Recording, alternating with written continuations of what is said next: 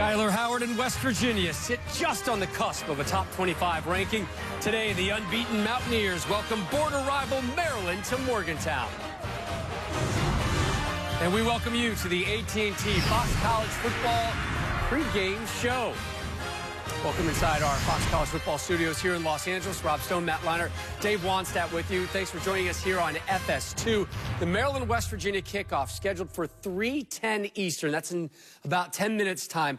Once the truck race is finished on FS1, we will immediately take you out to Maryland, West Virginia. Let's get you involved and set up for that one right now. And if you're taking on West Virginia, you're taking on a unique defense, Coach. Well, you are, and they're going to have to rely on their defense. You know, when you graduate from last year's offense, Clint Trickett, you lose Kevin White, some high-profile players for you.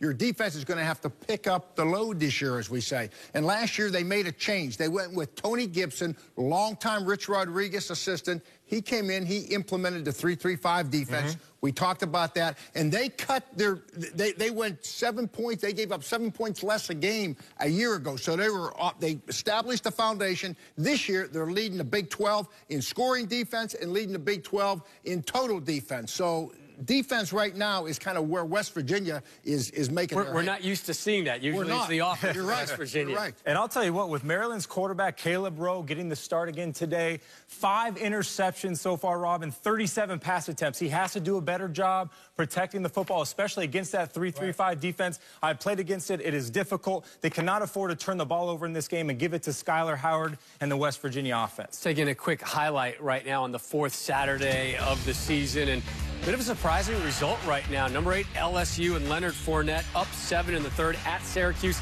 62-yard touchdown run from Fournette. They also had a punt return taken to the house. They're starting to open this one up a little bit, but since 24-17, Syracuse hanging tough. Fournette, you get the expectations, and the hype has kind of been growing over the last 2 weeks or so, and then he does this again.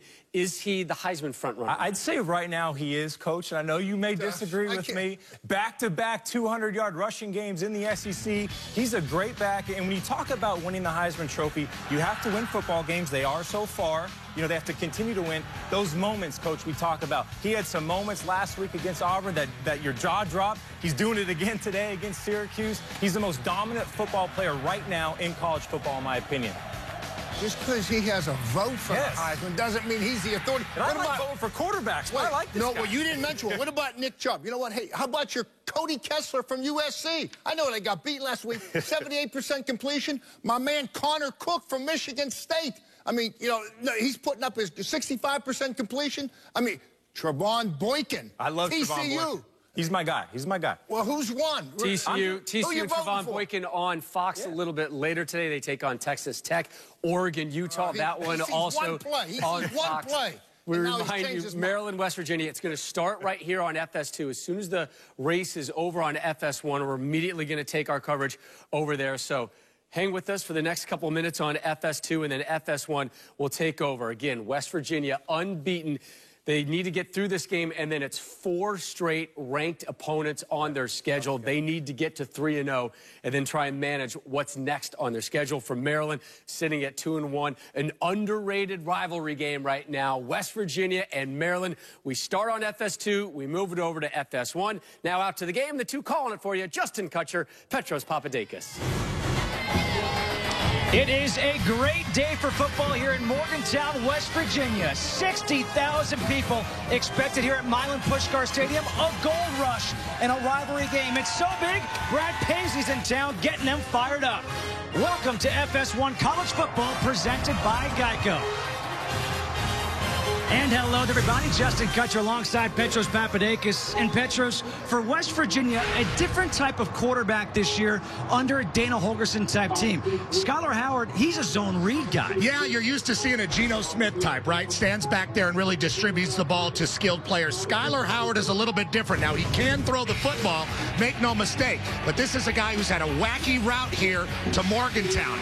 Junior college in California. Here's a guy from Fort Worth, Texas. He wants to play against Big 12 competition. That's why Holgorsen got him. And this will be a different look. He runs the ball. He's got a chip on his shoulder, only about 6 feet tall. Can't wait to see him in a big game.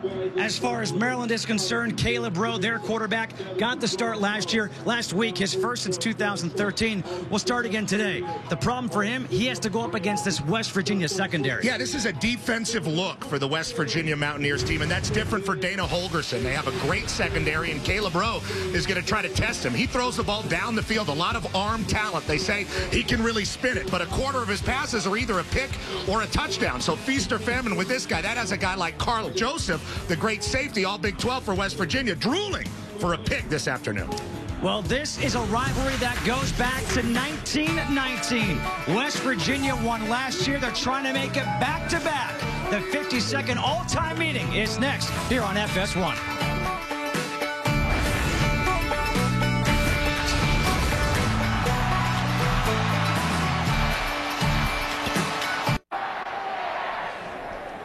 Moments ago, the Mountaineers took the field here at Milan Puskar Stadium. The crowd is ready for them. And then the Maryland Terrapins in this rivalry matchup, the 52nd all-time meeting between these two schools. Last year, it was West Virginia winning 40-37.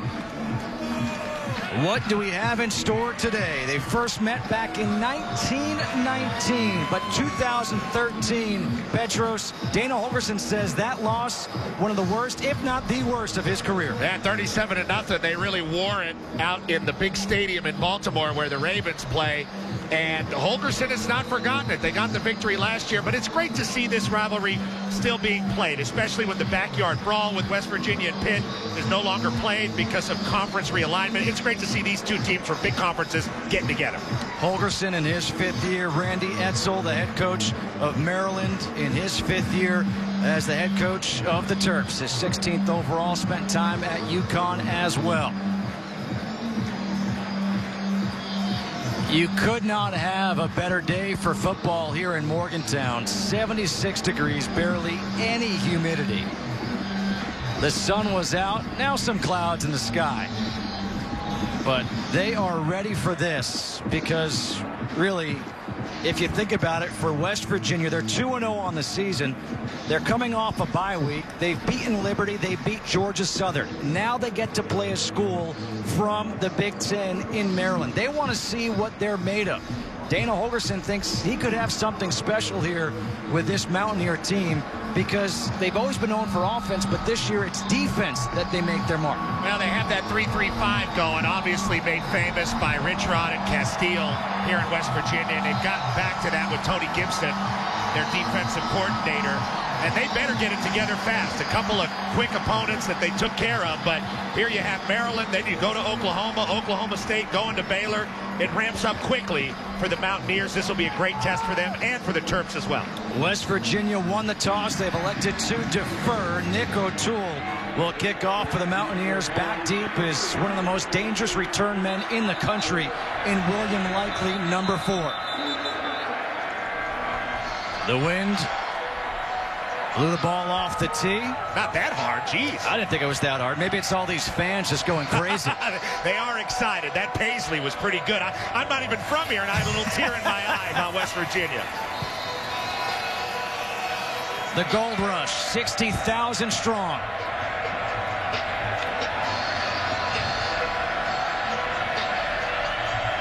O'Toole, the senior from Corona, California, to kick off.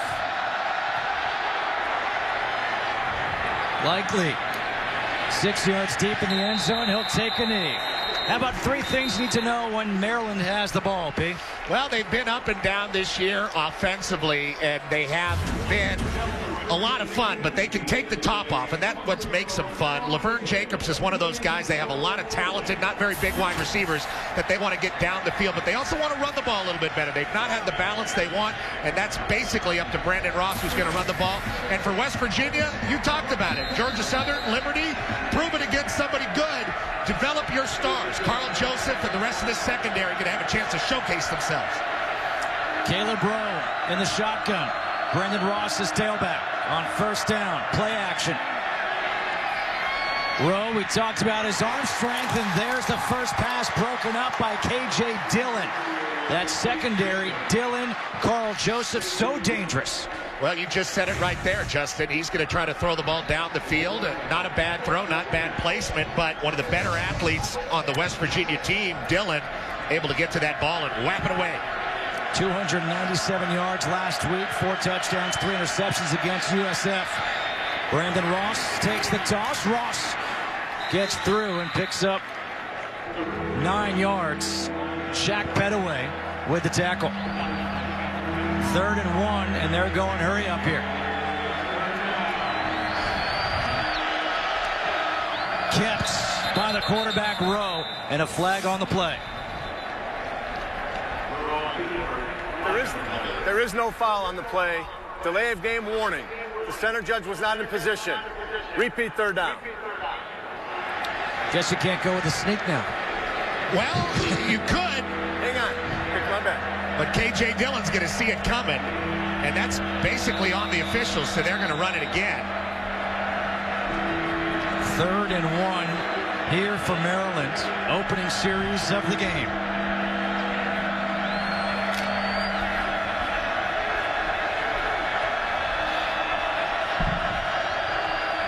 Rowe under center. This time the handoff. It's Ross, and he gets the first down. That's a big deal for this Maryland offensive line. They're a little bit shuffled around right now. Mike Minter, their starting left guard, is out, meaning Ryan Doyle moves over from right tackle. And to get a first down, and then it's called back because of the delay of game warning, and then to do it again where you hand it to your back, get a good push from this O-line. That's a good sign for the Terps early on this drive. They'd love to get their running attack going in this one against West Virginia. On first down, it's Ross again, and Ross gets stuffed. Right away, it's Noble Wachuku at the line, 2nd and 10. Well, this is a guy that started all 13 games last year, 34 tackles and a couple of sacks, and he got to the backfield early and showed Ross that he was here too. Play action. Rowe down the middle, incomplete. Daryl Worley there on the coverage. And Petros, you talked about this in the open. As far as Rowe's concerned, he likes to take those chances downfield, but it's almost either a touchdown or interception. Well, he's one of those guys that has a lot of confidence in his arm. You know, I played with Carson Palmer when he was first at USC. He threw a lot of picks because he had a lot of confidence. It really is a great thing, but it also could be a detriment. Let's see what they do here on 3rd and long.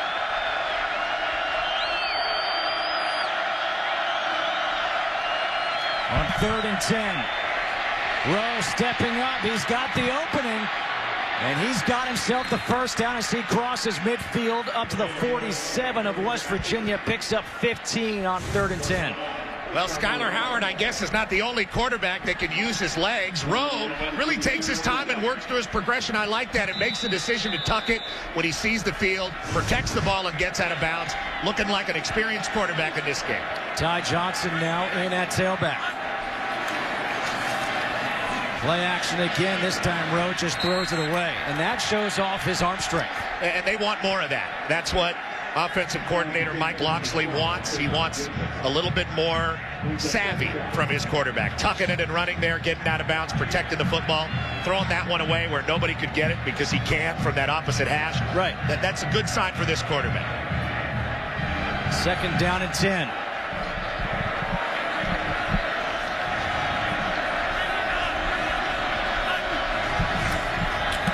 That ball batted down at the line by Eric Kinsey, number 45. 3rd down and 10 coming up once again for Maryland. Forward and incomplete. 3rd down. Kinsey's in there on 2nd down because he's generally a run stopper, but he does a great job of recognizing pass and getting that arm up, batting it away.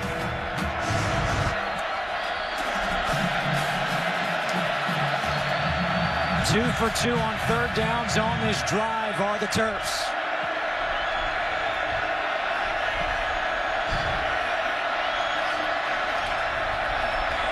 The handoff to Wes Brown. Brown will be tackled as he crossed the 40 shy of the first down marker. But that was a pretty good game there, Justin, and that makes for a pretty interesting call here on 4th down. What's Randy Edsall going to do? Wes Brown, another back that they're trying to get involved. They say he's got maybe a little bit more to offer than Brandon Ross, but just not as much experience. And here we go. Randy Edsall going for it here on 4th down. Wes Brown is in there on 4th and 1.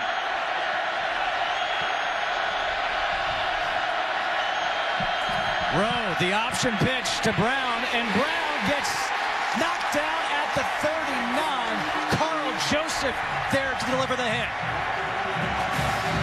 He talked about Joseph, physical run stopper, hard hitter, and a guy, if he puts his hands on you, you're not going to get to the sticks. That's a really sure tackle, and he did a good job there of trying to make a bit of a kill shot, but he wrapped up the leg just enough to get him down. Great play by a great playmaker for this West Virginia defense. A turnover on downs. Here comes West Virginia. Skylar Howard, the quarterback. Wendell Smallwood splits out wide now. Empty backfield here on 1st down. Howard pressured.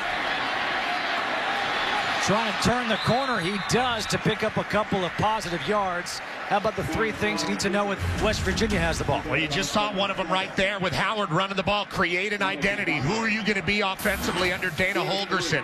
Be explosive. Tavon Austin, White. We've seen these guys get down the field. They're going to have to do the same thing. 2nd down and 8. The handoff is to Smallwood. Flag on the play.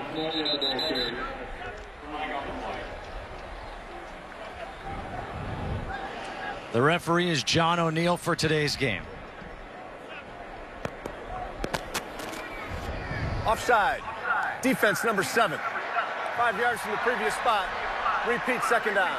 That's against Yannick Ngakoue. How about the last of the 3 things we should know? Well, handle the pace. And you just saw West Virginia go fast and try to get up to the line of scrimmage quickly, and Maryland could not handle the pace. They had a very difficult time in the second half against Bowling Green when the game got away from them. Bowling Green playing fast. Nobody can play faster than Dana Holgorsen. After the penalty, 2nd down and 3. The handoff to Smallwood. Tries to turn the corner, cut it back.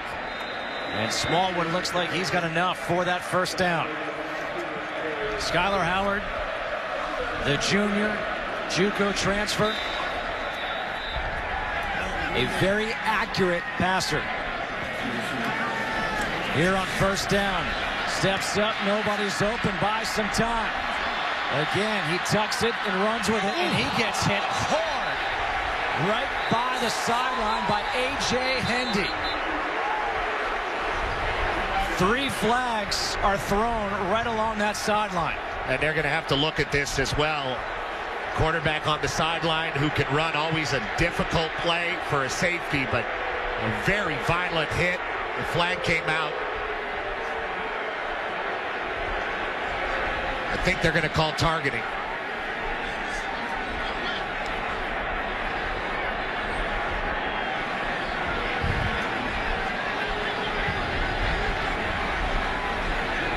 If it is, in fact, targeting, of course, the replay officials will take a further look. And it did seem like a pretty high tackle. Personal foul. Unnecessary roughness. With targeting a defenseless player in the head or neck area. Defense. 15 yards from the end of the run. Automatic 1st down. The ruling is under further review. Yeah, he's way out of bounds, and it's a hit above the shoulder pads. This one's going to stand. You see the helmet-to-helmet contact. I don't want to make excuses for Hendy because he really was gunning for him there. But at the same time, here's a running quarterback who's already tiptoed the sidelines and made a play on this drive. You know, here he comes again. But you do have to be smarter, and these are the rules of today in college football. Crowd doesn't like it, and I think Hendy's going to be done for the day. Again, this play right now is under review. You see the Terps last week penalized 12 times for 120 yards. The replay official is Bob Wasetich. Hendy is a senior from Bowie, Maryland. And obviously a tough guy and somebody they need as a leader in this secondary. Been in the Maryland program for 5 years. suspended last year for student code of conduct violation. He's probably going to be suspended for this game.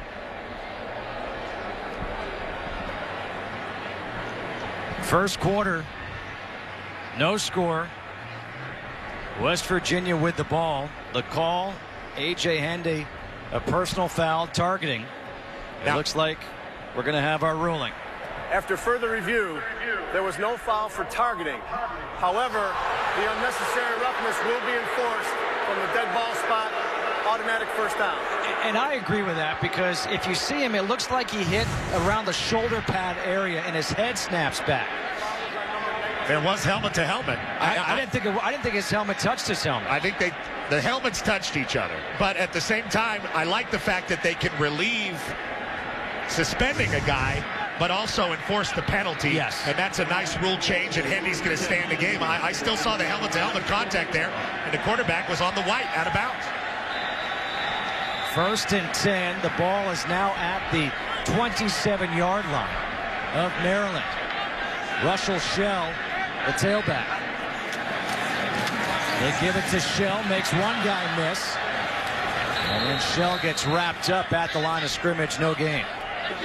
Jermaine Carter with the tackle.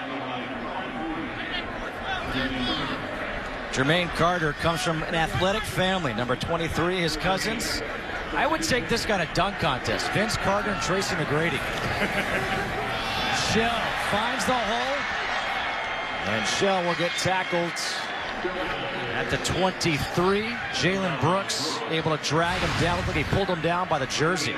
Shell, leading rusher on this team last year. Smallwood got the start. They really used them both a whole bunch. He was 1 year at Pitt, transferred, he said, to UCLA, but ended up in West Virginia, and they're still waiting for him to have a breakout type of season. We'll see if it's coming in 2015. 3rd down and 5. Shell splits out in motion. The pass is complete. Da'Keil Shorts Jr. with the catch, a 15-yard pickup, 1st and goal. And here you see Howard. He's not going to play quarterback for Dana Holgorsen unless he can throw that out route. Pretty good defense by Likely, who's a great corner, but a better play by Shorts. Pulled it in. Red zone opportunity, 1st and goal from the 7. 11 straight trips for West Virginia have resulted in points in the red zone. 7 touchdowns, 4 field goals. There's a fullback in there. You don't see that a lot with Holgorsen teams, Justin. Bootleg. The pass, complete, touchdown, Elijah Wellman.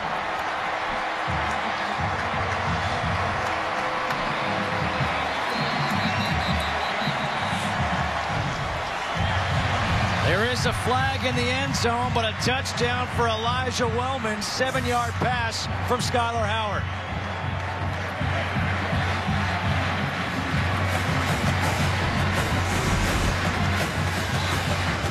Pretty simple with the action going the other way. Fullback leaks out on the flat. Hauls it in. And finds a pylon.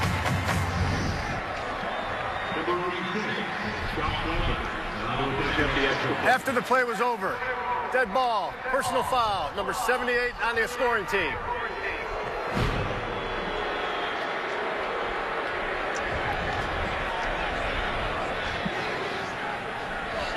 They got Marquise Lucas there. Right tackle. That foul will be assessed on the kickoff. Josh Lambert on for the extra point.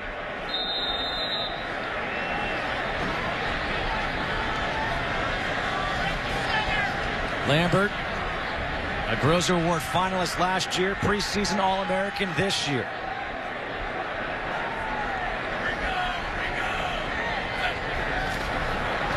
And the extra point is good. After the defense came up with a stop on 4th and 1, the offense marches down the field. Elijah Wellman, the 7-yard touchdown catch. West Virginia on top, 7-0.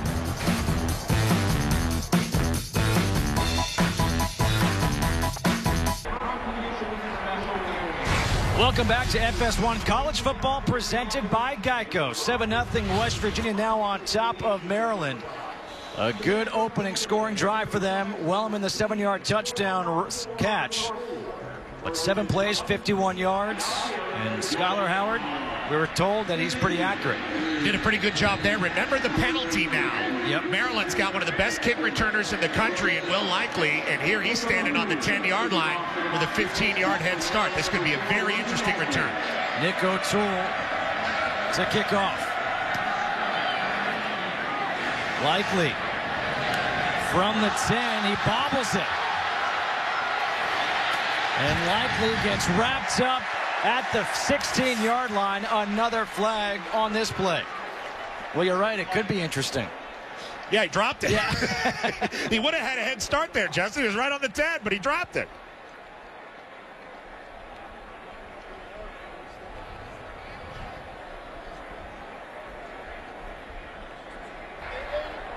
During the return. Illegal block in the back by the return team. Half the distance from the spot of the foul. First down.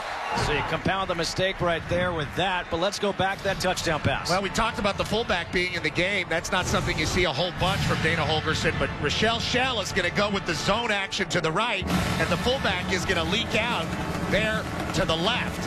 Everybody is moving right. It freezes the linebackers at the end on that side, and not a hard play to make for the Mountaineers. Ty Johnson in at tailback on first down, takes the handoff. And Johnson able to get some positive yards up to the 13-yard line. Picks up 6, second down and 4. Jared Barber with the tackle. Remember how angry this West Virginia team was 2 years ago getting shut out in Baltimore. They had a nice start to this game. Now it's up to Maryland after a 4th down turnover on downs to get something better generated offensively. Second and 4. Quick pass is completed. Out wide to Tavon Jacobs. And another flag on the field. Chippy game. You know about those rivalries. This one's going against Maryland. This is a Maryland offensive line. Granted, lost their left guard, but not giving up a sack all season long. Holding. Offense number 85. Half the distance from the spot of the foul. Repeat 3rd down. Correction, repeat 2nd down. And early in this game, Justin, you see that they're not getting a bad push with their offensive line despite Mike Minter being out. So penalties hurting Maryland once again.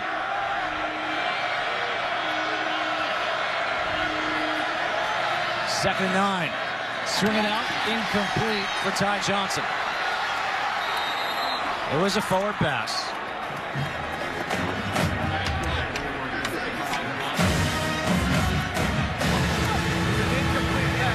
And that was really set up well. They got the end to bite. Johnson had blockers out in front of him. All he had to do was haul that in. And he had a first down. Unfortunate miscue, and the Terps don't seem to be on the same page offensively right now. Now facing 3rd and 9. Caleb Rowe 1 for 6 for just 3 yards here in the early going. Rowe has that one batted down at the line again. The defense stepping up. Noble Nwachukwu. Talked about the new defensive look of this Mountaineer football team, and a lot of balls. This is the second one, I think, batted down so far. This one, Noble Nwachukwu. Nice bull rush, and he gets that paw up. He doesn't jump too high, stays on the ground in case the quarterback with a pump fake. Great play by Nwachukwu. Nicholas Pritchard will punt with K.J. Dillon back at the 45 of Maryland. Not a good punt. Dillon says clear out of the way, takes a Maryland bounce, but West Virginia will start the ball in Maryland territory. A 39-yard punt. West Virginia already up 7-0.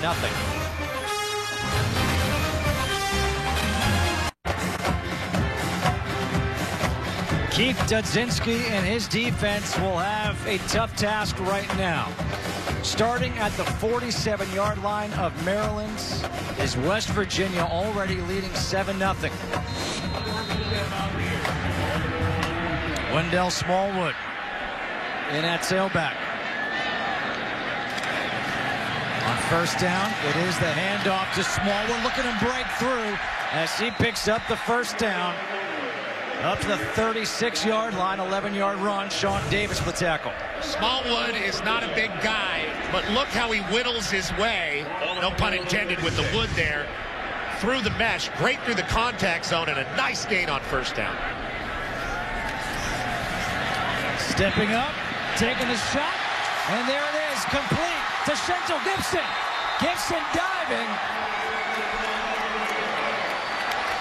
We now welcome those of you who are just watching the race here to the Maryland-West Virginia game. West Virginia leading 7-0 and now on the doorstep of punching it in yet again. Shelton Gibson was marked out at the 4, first and goal from the 4 for the Mountaineers. Justin Kutcher alongside Petros Papadakis, a 32-yard completion from Skylar Howard to Shelton Gibson. They've shown a lot of good balance offensively to start out this first quarter. Good passing, good running. Smallwood on the handoff. Smallwood into the end zone. Touchdown, West Virginia.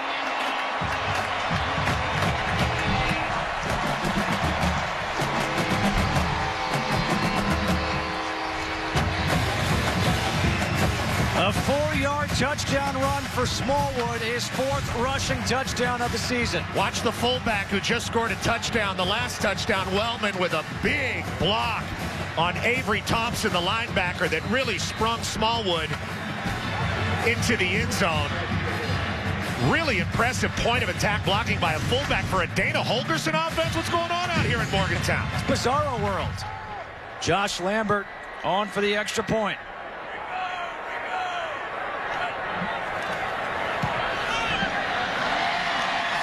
$14-0. West Virginia leading here in this first quarter.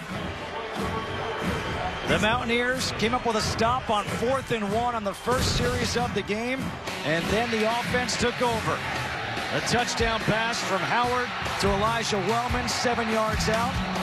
And then on this last drive, the big play was a 32-yard completion to Shelton Gibson, and then Smallwood, the 4-yard touchdown run. This is what has happened thus far. Both teams with 2 drives.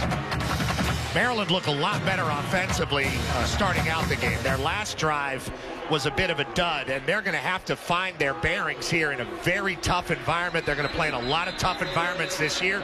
This is really the first one. They've got to find a way to respond here in the first quarter. This sold-out crowd here at Milan Puskar Stadium is bloodthirsty, and these teams don't like each other. It was critical for this Maryland team to get off to a good start. All of a sudden, if you think about this, if they go 3 and out on this drive, this could be over in a hurry.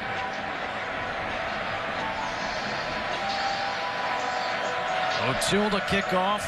William Likely in the end zone. Likely from the goal line. And Likely is tackled at the 19-yard line. Let's take a look at the Terrapins, what's gone on so far this year.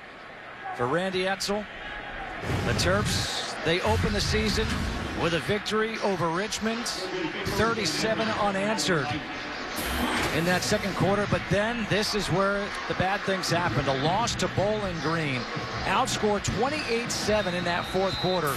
And then last week they recovered to beat USF 35-17. And they think they here. Found their quarterback in that game against South Florida. Let's see how Rowe responds here. Play action. Rowe again going down the field, incomplete. There is a flag on the near side of the field. The intended receiver was Laverne Jacobs, his favorite target.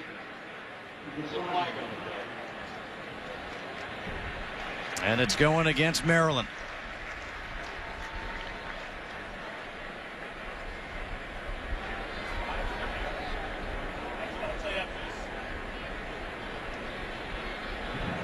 Ineligible receiver downfield. Number 8 was covered up and went downfield on a pass. 5-yard penalty, repeat first down. Well, that's just a matter of alignment for Maryland, and they've had a lot of issues so far. That's 5 penalties so far in this game for the Terps. This is an offensive line that's not given up a sack all year, but they've had holding penalties and just a lot of rigmarole to start out. 1st and 15. They'll hand off to Brandon Ross. And Ross gets up to the 16-yard line. Even though you have a talented quarterback who can throw the ball downfield and you want to score a 14-point play right now, if you're the Terps, you've got to remain balanced. That's a problem they've had this year. They have to keep feeding Ross and try to find a way to get their other running back, Wes Brown, involved in the game just to keep their balance. No time to panic for the Terps, but this is a huge set of downs here. Yeah, they need to stay on the field right now. Give the defense a bit of a breather. Gain some confidence offensively. 2nd and 13. Rowe not on the same page with his wide receiver, Amba Etatawa. And now Caleb Rowe is 1 for 8 to open up this game. Frustration from Rowe. He wanted Etatawa to break that route off, and he continued down the field based on the coverage. Rowe was right. But it's hard when you've only had a few starts at quarterback and there's been changes already and it's still September to really know what the other guys are going to do out there for him. That graphic said a lot. Almost as many penalty yards as total yards for the Terrapins. Pressure coming. Rowe trying to escape. He does get rid of it. The pressure applied by Xavier Preston. And another punt coming up. The 3-and-out is forced. They haven't given up a sack all year. This was almost it. A lot of fire coming from the Mountaineers defense on a 3rd and long. You'd expect Tony Gibson, defensive coordinator, to call something like that. Preston came clean, and a good job by Rowe simply just to get rid of it. But here it is again, a punt. Not a lot of rest for that Terps D, and they're coming back out to take on Skylar Howard, who's hot right now. And K.J. Dillon is standing at midfield with Nicholas Pritchard to punt. Again, a short punt, and this one will be down at the 44 of Maryland. A 28-yard punt for Pritchard. Great field position again for the Mountaineers as they lead 14-0.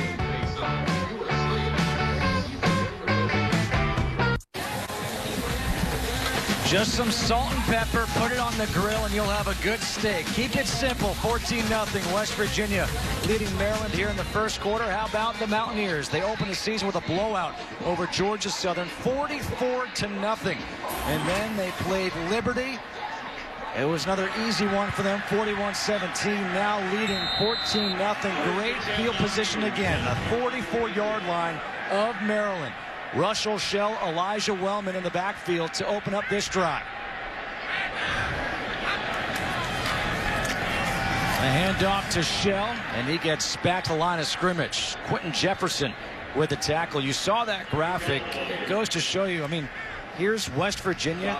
Their average starting field position, their own 47 in the first 3 drives. That doesn't bode well for Maryland. Things could not have started better in this game for the Mountaineers and Dana Holgorsen against their first big-time opponent in a rivalry game. 2nd and 10. Howard has that ball batted down at the line.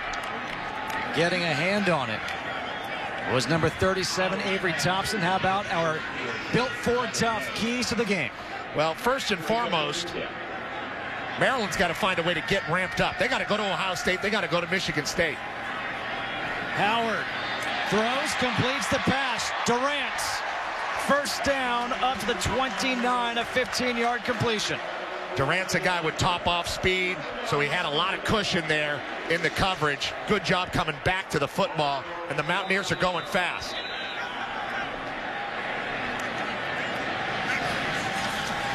Howard throws that one incomplete. Again, not really in sync on that one with Durant. Let's go back to those 4 keys. Well, getting ramped up for Maryland means they've got to go to a lot of places like this, and they've got to get used to this environment, and it's not happening right now. And for West Virginia, they've been doing it pretty well. Looks like they're wearing them right now. Put your big boy pants on. This isn't Liberty. I know Georgia Southern's beating some people, but here we go. This is a Big Ten team.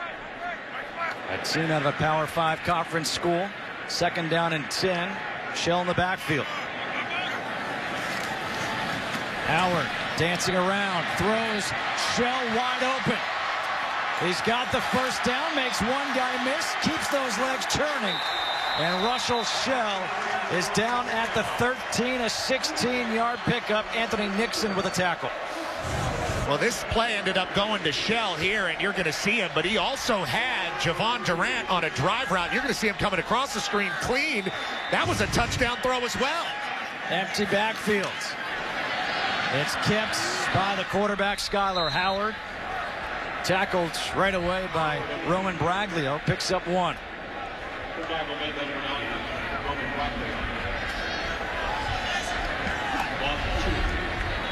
Fair to say he actually lost a couple yards on the play.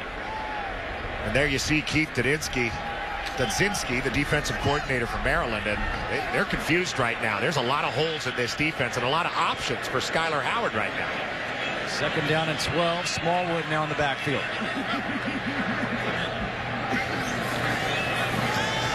Pass. Gibson. Gibson breaks free. Touchdown.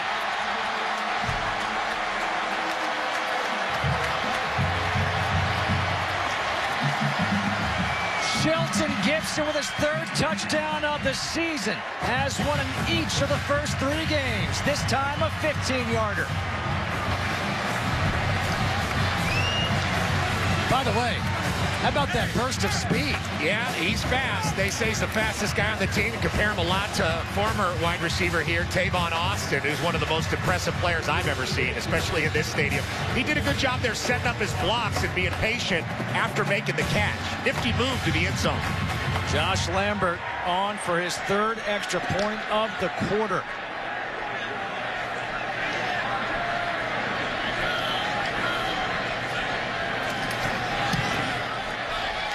You could not ask for a better start if you're Dana Holgorsen in West Virginia.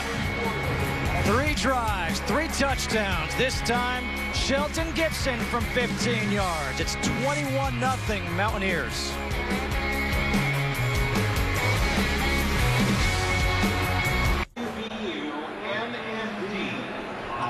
She may get motion sickness if this pace keeps up. 21-0 West Virginia leading Maryland. Both coaches today are wearing a patch of the Coach to Cure MD program to battle muscular dystrophy.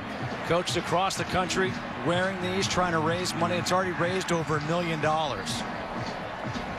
Something easy these coaches can do for a great cause.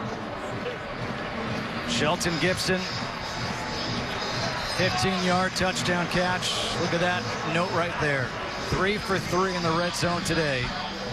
All of them touchdowns. Nick O'Toole to kick off. William Likely back deep again.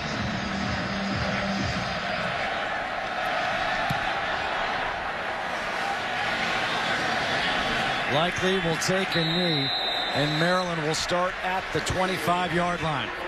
Let's go back at that touchdown play. Well, this play was really made here with the downfield blocking. You're going to see Sean Davis run around the block of Javon Durant, and that's really what opened up the hole for Gibson to run through. Watch him run around the block. Instead of taking him on there, he runs around the block, and it creates that little space for Gibson to go through and score a touchdown. You got to be more physical out there on the perimeter if you're Maryland. The last 2 drives for Maryland, 7 plays, 3 yards, and 2 punts. And both times, West Virginia got the ball in Maryland territory. On first down here, it's Ross. Brandon Ross, a good run, still on his feet, down the sideline, and Ross gets shoved out of bounds by Daryl Worley all the way at the 39-yard line of West Virginia, 36-yard run. This is not a small back, 5'10", 210-pound, a senior. He knows how to be patient, does a good job of just pushing Henry in front of him and finding the sideline. Entered this game 15th all-time at Maryland in rushing. Play action. Rowe gets sacked. The first sack of the year given up by the Maryland offensive line. It goes to Shaq Pettaway. A loss of 8. Shaq Pettaway coming on a big of a speed rush on the edge, bringing pressure to Rowe. Young man out of Steubenville High School in Steubenville, Ohio, the hometown of one Dean Martin, one of the greatest singers of all time. He did him proud there with the sack to Petaway. 2nd and long.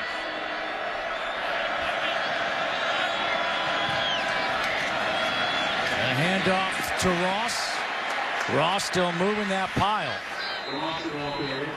Jared Barber, Nick Kwiatkowski combined for the tackle. 3rd and long coming up here for the Terps. And you know, Justin, we talked about the little push that this Maryland offensive line has been getting. They have a nice run on 1st down, but you give up that sack. That was a pretty good gain on 2nd down, but you're still facing 3rd and long because of that negative play. Maryland's got to pull something out of their hat here. Caleb Rowe not off to a good start. 1 for 9, 3 yards in the air. Wes Brown in at tailback. Rowe down the seam, and that's incomplete. Looking for the true freshman tight end, Avery Edwards. And that is where Rowe goes wrong. He had the back and the outlet route. Probably could have gotten the 1st down if he just dumped it off. Instead, he decided not to and go for something a little more. It was not there. Well covered. And that's a tough play. They're going to have to punt it.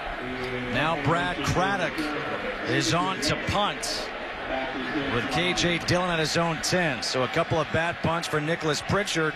He's pulled.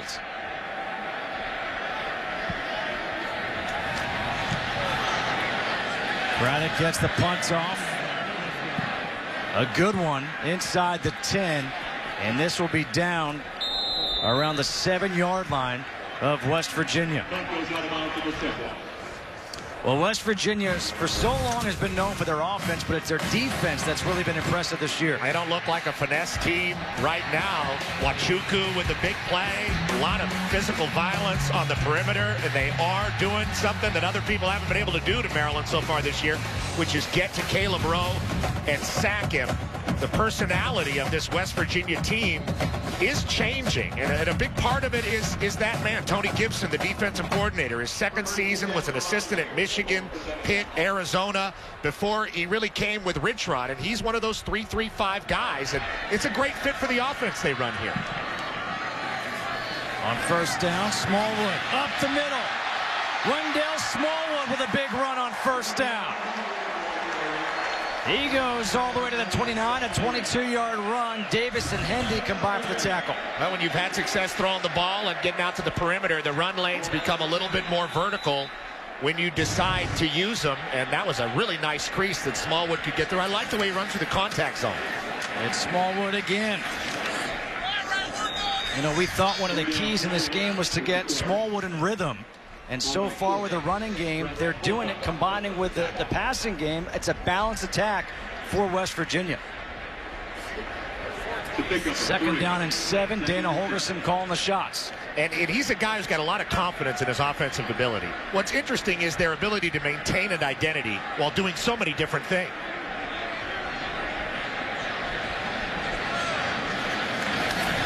Hand off again to Smallwood. He busts through. Good cutback. Wendell Smallwood. A flag comes in late as he goes down at the 43. William Likely, A.J. Hendy there to finally bring him down. But let's see what this flag is for. A 25-yard run. He had a 22-yard run earlier on this drive.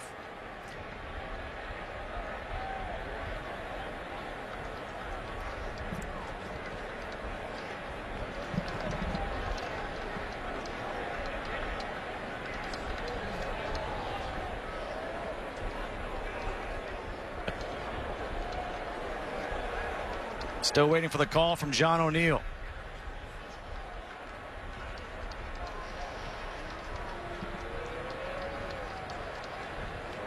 Seems complicated.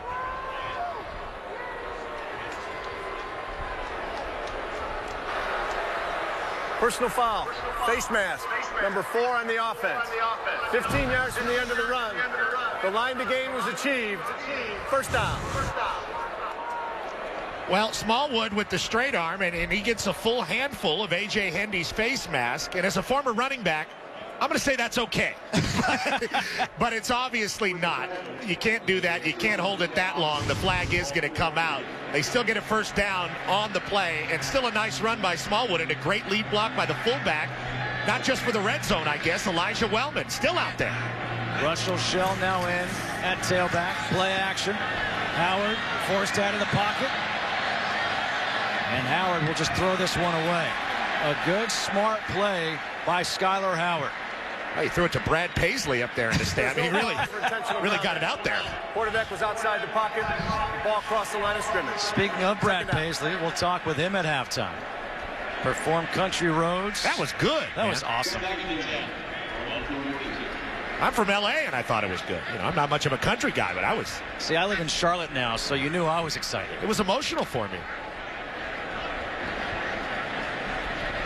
2nd down and 10 here for West Virginia, leading 21-0 here in the first quarter. Howard stepping up, throws incomplete. Looked like Jordan Thompson and Shelton Gibson were the two receivers who were in the vicinity of the area.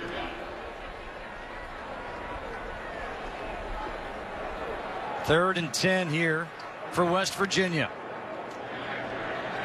Maryland needs a stop. And they will not get it as the flag comes in. Anthony Nixon looked like he made contact. Jordan Thompson, the intended receiver. That's a tough call. Pass interference. Defense number 20. The ball will be placed at the spot of the foul. Automatic first down. Anthony Nixon, a senior free safety. A lot of experience, 32 career starts at Maryland. Jordan Thompson, a good wide receiver we talked to yesterday. And maybe at the hand on the hip was the call there. Thompson must have felt it because he pointed at the official. I don't know. 6th penalty already. Here's the carry by Shell up the middle. And Shell gets the 44. Jefferson Ashuru brings him down after a pickup of 6. And coming up on a minute to go here in this opening quarter. Shell patiently hits the hole, and he has another first down to the 39. It's Sean Davis with his 3rd tackle. And that's a cornerback making the tackle on a zone run play. The first contact that the back had was the corner, Sean Davis. Not a good sign for this Maryland D. They're getting bludgeoned up on the D line, and the linebackers are hitting the backs. That time it was a corner. Zone read again. Pressure coming. This time Howard goes down. Sacked by Jefferson Ashuru. A loss of 13. Big play. And Ashuru just came pretty clean and made the play. Right now, it looks like, and most offenses are this way, but it wasn't always this way under Dana Holgorsen. West Virginia a lot more comfortable in the 2nd and short with their zone read game, running the ball with their backs. That's the 13th Maryland sack this year. They've been getting after the quarterback pretty well. They need to play better on 1st and 2nd down against the run. Smallwood is in there. It is Smallwood. Look at him go. Another good run by Wendell Smallwood. This time a 17-yard run. And that will end this first quarter. 21-0. West Virginia leading Maryland here in this rivalry game. FS1 College Football, presented by Geico, will return after these messages. But anybody who plays disciplined levels on defense, and we've seen USC do it, Stanford do it, Arizona do it last year, might have a chance at Autzen Stadium. 21-0 here at Milan Puskar Stadium on the Gold Rush. 60,000 strong, a sellout. The Mountaineers have owned the first half this year in 3 games. It is 3rd and 7. Wendell Smallwood in at tailback. Smallwood 85 yards on the ground in that first quarter. They give it to him again, and why not? And this time Smallwood gets wrapped up. A good tackle by Jarrett Ross, number 32. And that's some physicality, a little bit of pushback from Ross, and this Maryland defense, they were getting a real tongue lashing from Randy Edsall on the sideline during the break and responded pretty well, forcing a 4th down kick here. Josh Lambert to try a 51-yard field goal attempt. One of the best kickers in the country.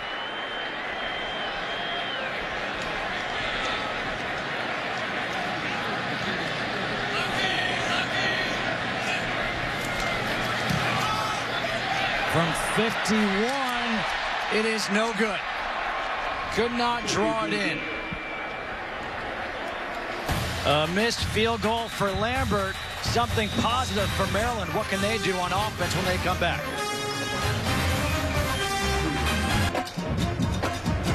Huddle up with college football experts and live web chats all season long. A new guest every week, the Edward Jones College Football Huddle on FoxSports.com. Second quarter here in Morgantown. Maryland trailing 21-0. Brandon Ross, Kenneth Goins Jr. in the backfield here for the Terps. Caleb Rowe, a first quarter to forget. The handoff to Ross. And Ross up to the 39, picks up 5, tackled by Kyle Rose. Needless to say, down 21 with a great start by the Mountaineers. Huge drive for the Terps and a nice first down gain by Ross. They give it right back, and this time he gets hit in the backfield. Nick Kwiatkowski, the guy who led this team in tackles through the first 2 games.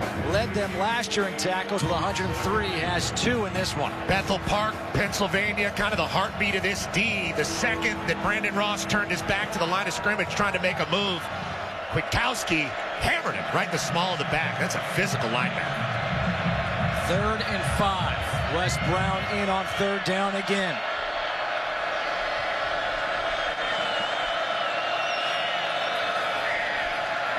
Rowe's pass is complete on the slant for the first down. Able to bring that one in was Laverne Jacobs. A big 3rd down conversion for the Terps. Well, he had Laverne Jacobs in the slot, and when you haven't had much success offensively in a first quarter like that, you got to get back to basics. Run the zone, and then throw a slant. Nice first down. We'll see if it calms Caleb Rowe down a little. Just the second completion of the game for Rowe. The handoff to Ross up the middle. And Ross gets up to the 47.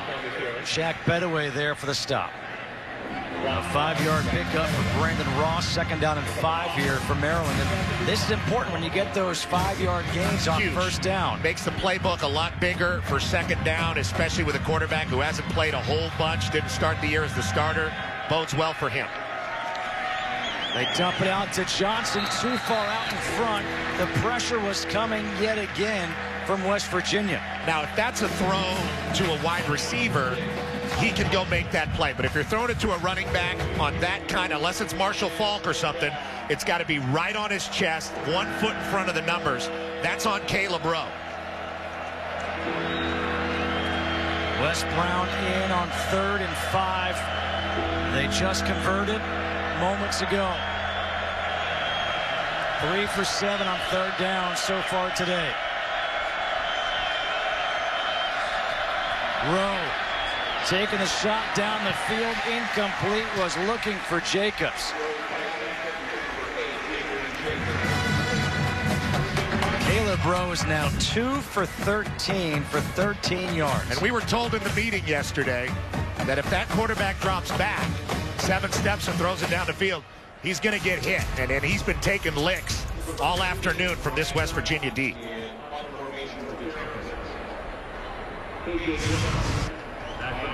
Brad Craddock on to punt yet again. KJ Dillon lets it bounce into the end zone. Good job by Dillon.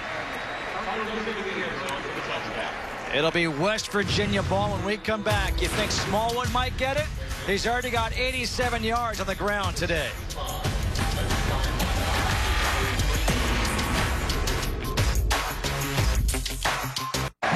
21-0 West Virginia leading Maryland. Wendell Smallwood, 8 carries, 87 yards thus far for the Mountaineers. Oh, he's been hard to bring down and really good through the contact zone.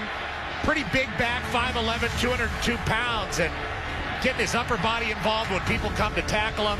Really physical, at the finish of the runs, and he's had a great head start from his fullback, Elijah Wellman, who's really my MVP of this first half. He's hitting guys out there on the Maryland team. Who would know that West Virginia's team, not just a great rushing team so far in this game, but great with the fullback and physical with two backs in the backfield. You don't see that a lot from Dana Holgorsen team. Smallwood and Shell. The handoff to Shell. Shell bounces out one would-be tackler. Picks up a first down.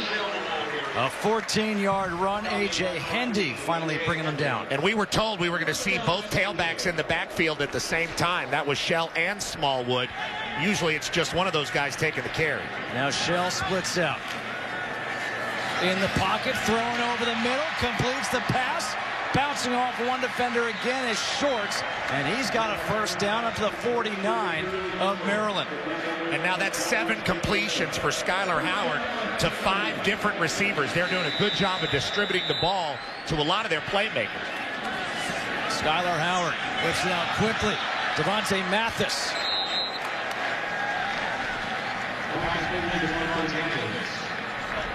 This offense right now is clicking here on this drive. A 7-yard pickup for West Virginia. Second down and 3. And the reason West Virginia got the ball back was just a little miscue by Caleb Rowe, just a little off on the throw to his tailback. And you see how important the details are in football. Now the Mountaineers have the ball back and they're threatening the Terps again. Smallwood this time got wrapped up by the ankles by Sean Davis with his 5th tackle. Pretty impressed with Sean Davis. He's a boundary cornerback, but not a small guy. 6'1", 202 pounds. And that's about the 2nd tackle he's had on a tailback right around the line of scrimmage. Now 3rd and 2. Mathis in motion. Howard changing the play.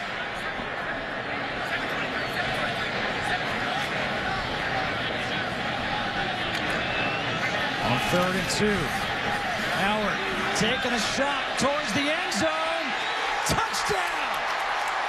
Shelton Gibson, 41 yards.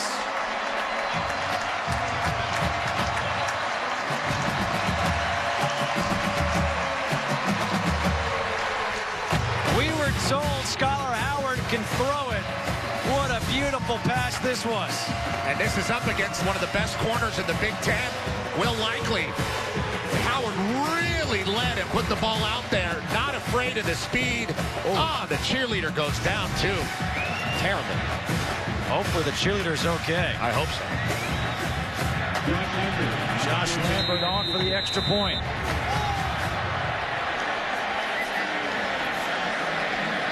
Almost let him right out of the back of the end zone. A lot of faith in his speed, and he showed it. Lambert's extra point is good. Shelton Gibson, 3 catches, 88 yards, 2 touchdowns on the day. Skyler Howard puts it on the spot. You see a Blue Jay in the picture there, Josh Donaldson, probably the American League MVP. The Blue Jays back in the postseason. No love for Mike Trout, Justin? Not yet. No love? Not. I mean, we're talking about one of the great players of all time. I know. I don't think that award goes across the border to Canada, Justin. Nick O'Toole will kick off. William Likely back deep again. Likely a chance to return here at the 10. Likely's explosive, but good coverage on special teams by West Virginia. Well, now it's time for a Lowe's game break. Let's go back to LA and check in with Jenny Taft. Thanks, Justin. At number 5, Baylor hosting Rice. Seth Russell finds Corey Coleman for the 35-yard score. That's Russell's 4th touchdown pass today, giving him 13 already this season. The Bears lead the Owls 35-10 in the second quarter. Justin, Petros, back to you guys.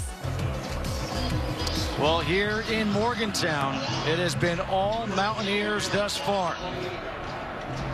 10:31 to go here in the second quarter. Maryland with Ross and Goins in the backfield on first down. Play action. Rowe stepping up wide open is his receiver, and he misses Laverne Jacobs. And when you have a quarterback that likes to throw the ball down the field. He's going to drop back far so his receivers can get down the field. It's pretty simple geometry. That means you're going to have more time to get to him. And he's been getting hit almost on every play. That time it was Nick Kwiatkowski. They're coming from all over the place. This 3-3-5, very difficult to pinpoint where the blitzers are coming from. They're constantly moving the dots on the quarterback, and Rose having trouble with it. He had Jacobs wide open. 2 for 14 on the day. Now make it 3 for 15 as he completes the pass to Edatawa. A 5-yard completion sets up 3rd and 5.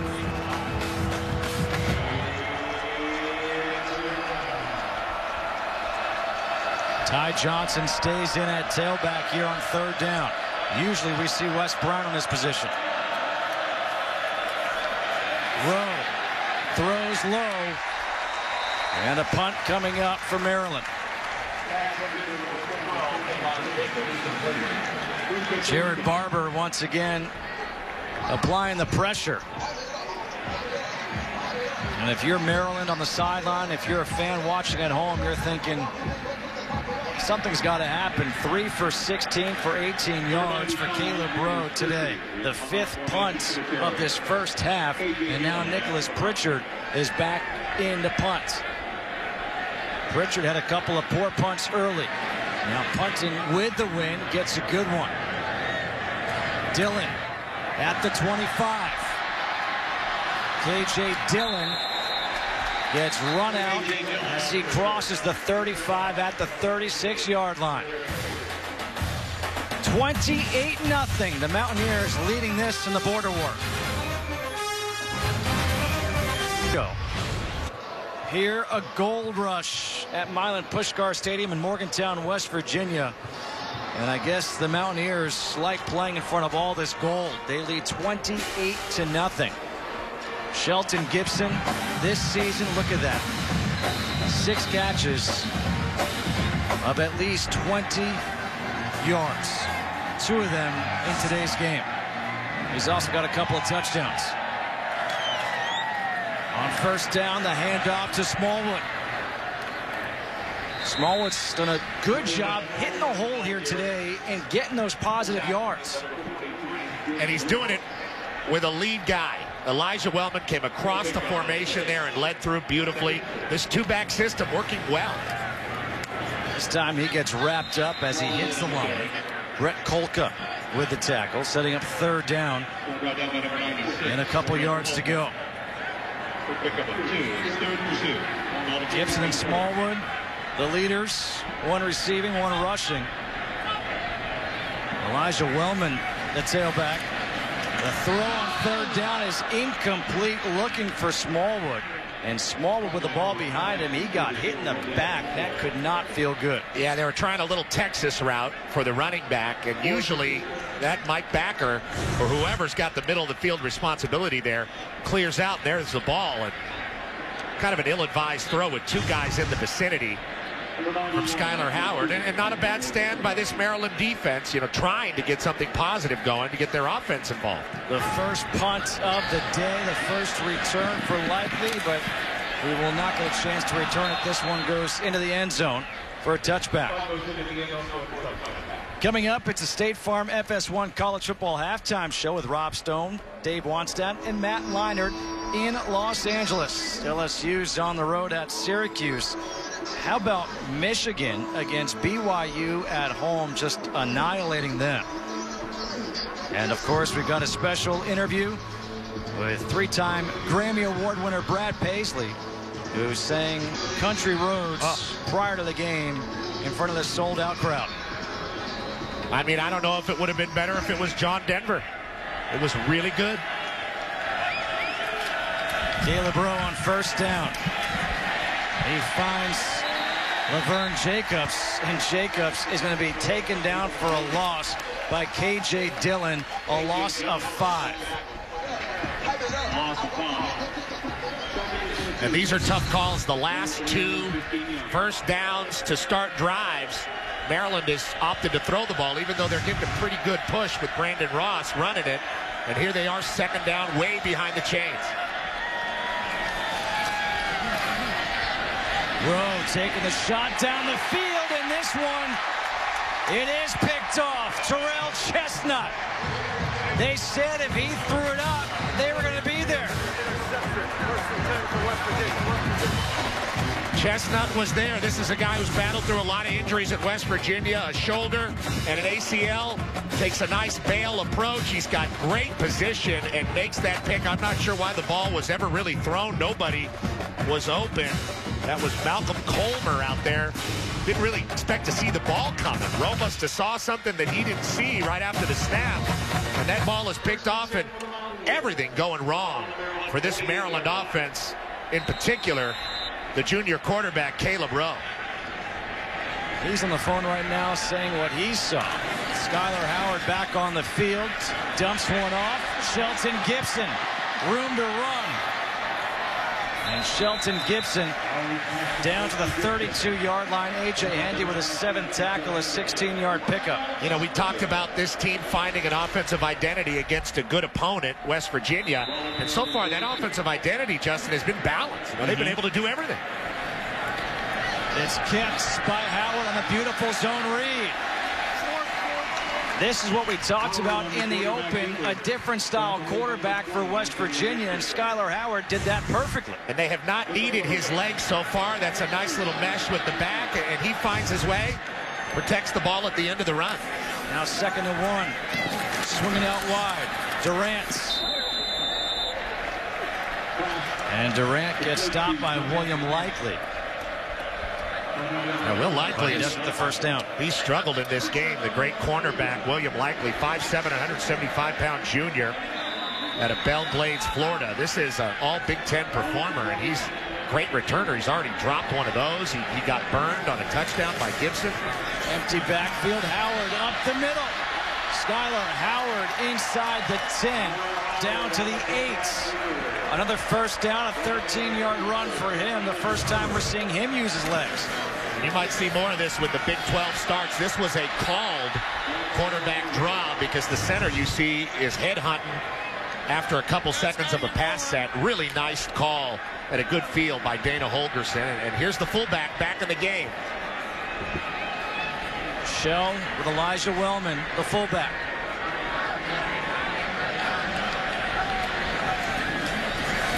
Shell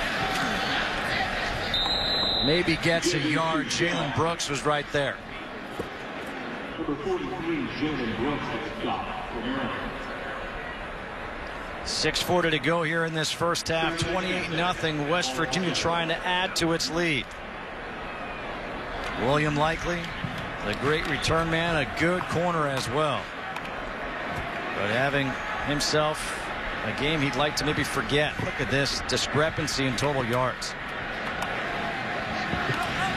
2nd and goal from the 7. It's number 7, Shell. And Shell takes it down to the 2. It's Jalen Brooks again with a stop, combining with A.J. Hendy. How about this bully-like approach from the Mountaineers in the red zone? Fullback, tailback. It's like Stanford's playing here. There's no secret about where they're going to go. And right now, Maryland just absorbing these punches in the chest. Getting pushed back. And again, you have the fullback in. Elijah Wellman with Shell. 3rd and goal from the 2. Shell. 2nd effort. Shell. Touchdown.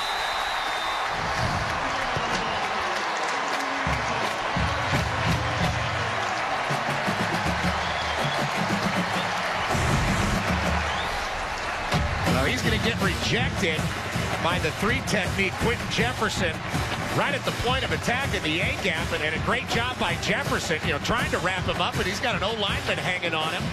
That's all Shell. He was able to take a step back and bounce it out to the side and find the end zone. Sometimes you need a running back to erase lack of push in the goal line situations, and Shell was able to do it there. And West Virginia's got it going on, Justin. His 2nd rushing touchdown of the season, a 2-yard run.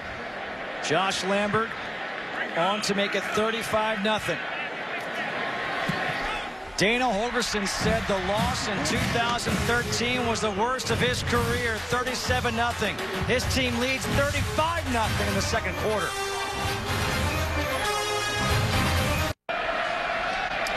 Will Likely from the 5.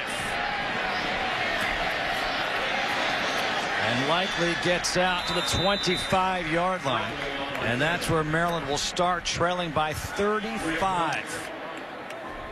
And you almost wonder, trailing 35-0, 4 for 18 for 13 yards and 1 interception.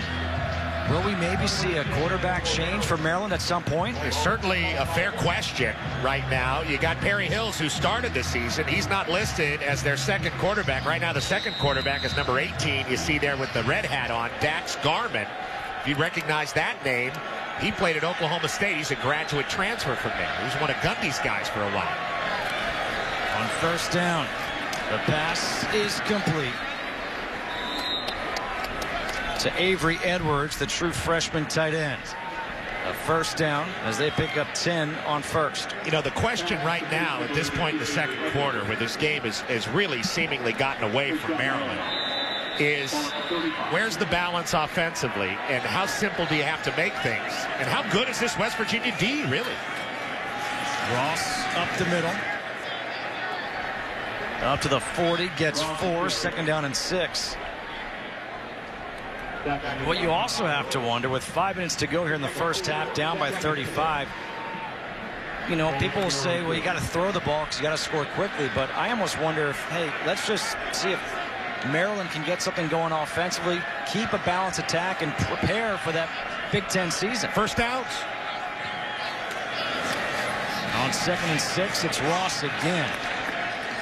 And this is going to set up another third and short, to your point, Justin. It's just important at this point for Maryland, the score being what it is. And I'm not saying the game's over. And we've seen the Buffalo Bills come back from this against the Houston Oilers in the NFL playoffs when I was a child. But you just got to find a way to get your confidence and to find a way to get first downs and then go from there. You have to kind of strip it down and start from square one when the game starts like this for your football team. 3rd and 2. Ross able to get outside through the hole. Ross down the sideline. It's a foot race. Ross tripped up. Ball comes out. And they're going to say he was down. The ball was down. His knee was down. And he is down at the 1. 55-yard run for Brandon Ross, chased down by Jarrell Chestnut. I love the way Brandon Ross continued to bubble this outside.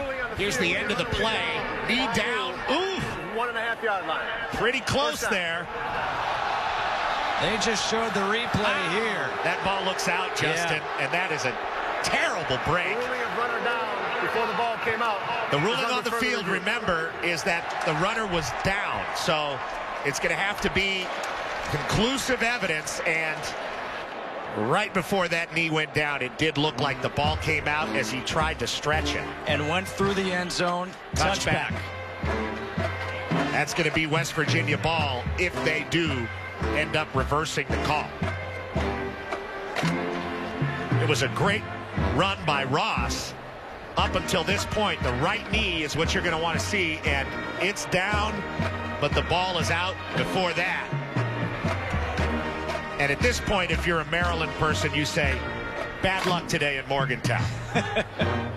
But a really nice run by Ross. It's really hard to take that away from him. I mean, he did a great job kind of bubbling and finding the green grass and then using what speed he had. But he got run down, and a great job by Chestnut not giving up on the play. You don't give up on plays like that, and sometimes good things happen for you on defense. And Chestnut was the guy who had the interception on that last possession. The ball's coming loose right there.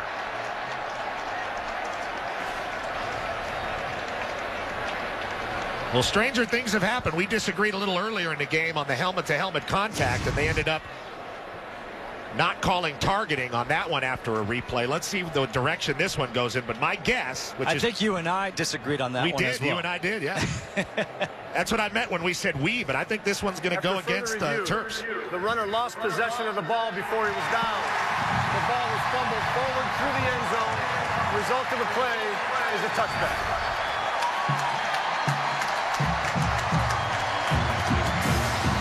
From bad to worse for Maryland. Just when things are looking good, a 55-yard run by Brandon Ross. He fumbles. Right around the 1-yard line. And the Maryland fans who made the trip here, yeah, those faces, they say it all. But it's a great atmosphere. You can be happy about that. It's a wonderful place here in Morgantown, but those 7 points would have gone a long way for the Terps' confidence going into the locker room, and now they have to face Howard. On first down, it's Shell. Russell Shell gets 3. 2nd down and 7 coming up.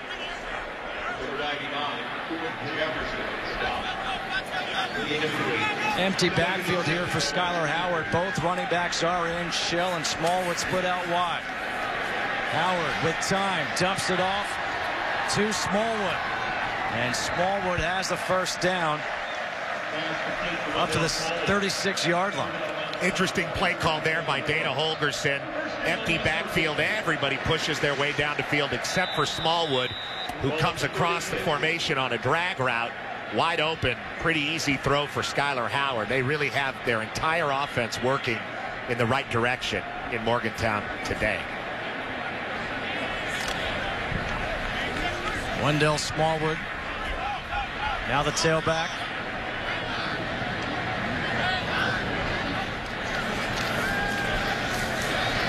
Howard towards the sideline, incomplete. Javon Durant tried to make the adjustment. A flag is thrown. Sean Davis there on the coverage.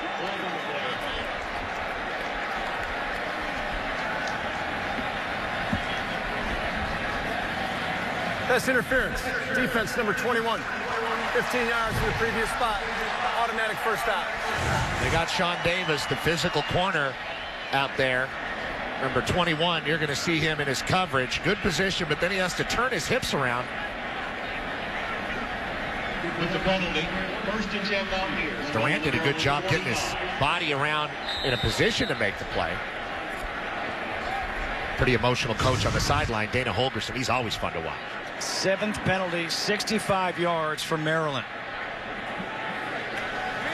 Howard across the middle, completes this pass to Jordan Thompson. 17-yard pickup. West Virginia going a little bit of a hurry up.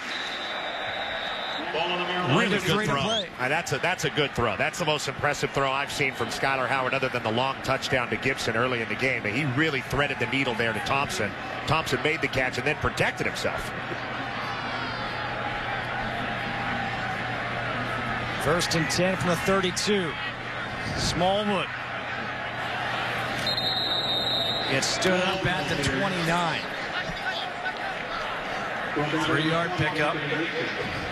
Anthony Nixon there with his 3rd tackle of the first half.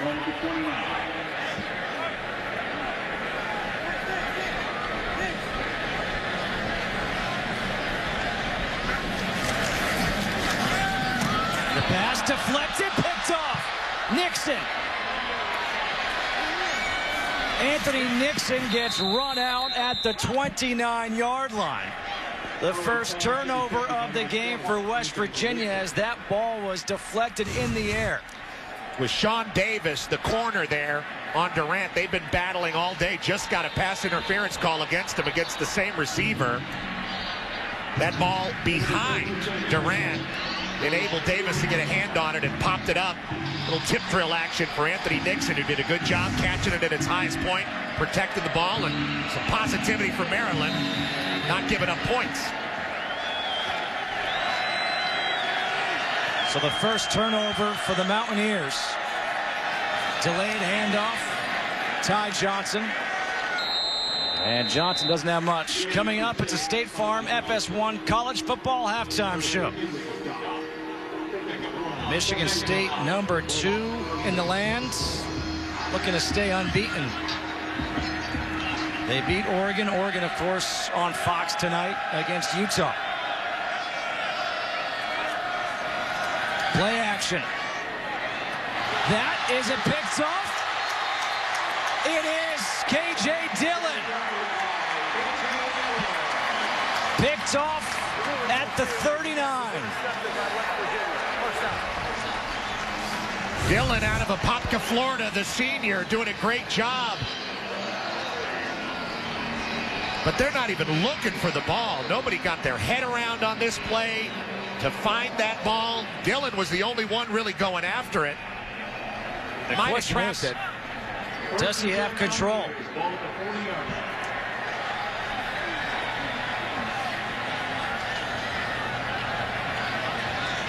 Davenport, the wide receiver who was never really looking for that ball in the first place.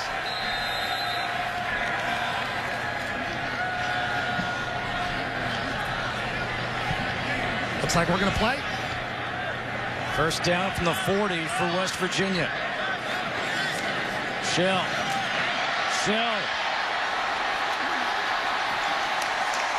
Down to the 37-yard line. Justin, this is one of the hardest things for a defense. You know, you get a turnover, you come to the sideline, you just sit down and take off your helmet, and all of a sudden, your offense gives it right back, and you got to come back on the field, and here comes this very balanced West Virginia offense. Looked like Shell got a little banged up on that play. It looked like he was cramping a little bit now as Wendell Smallwood comes in. The zone read, the handoff to Smallwood. And Wendell Smallwood, with that carry of 7 yards, is up over 100 here for the first half. Jalen Brooks with his 6th tackle. Second down and 3. 106 yards here in the first half for Wendell Smallwood. Smallwood again. Still on his feet.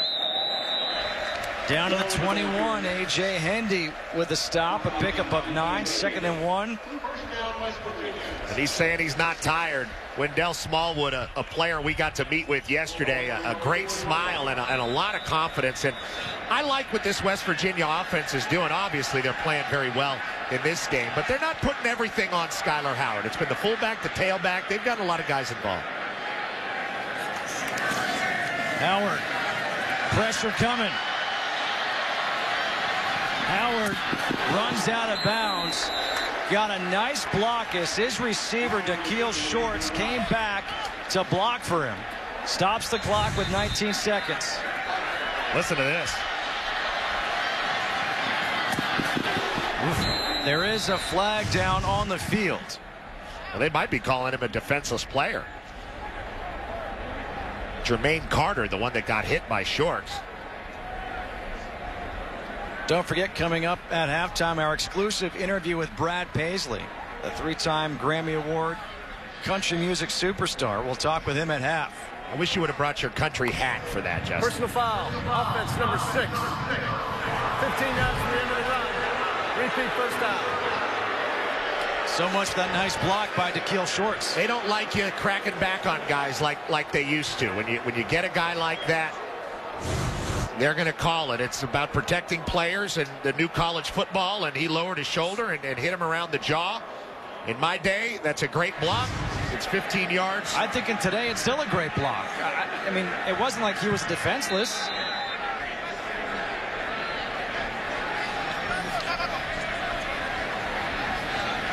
Backs it up now to the 34. Dump it off. Down the sideline. Dante Thomas Williams made the play, but there is a flag down in the backfield. It's coming back. Marquise Lucas took down Yannick Ngakwe, the end. It looked like those two guys were going at it on the turf. Holding. Offense number 78. 10 yards from the previous spot. Repeat first down.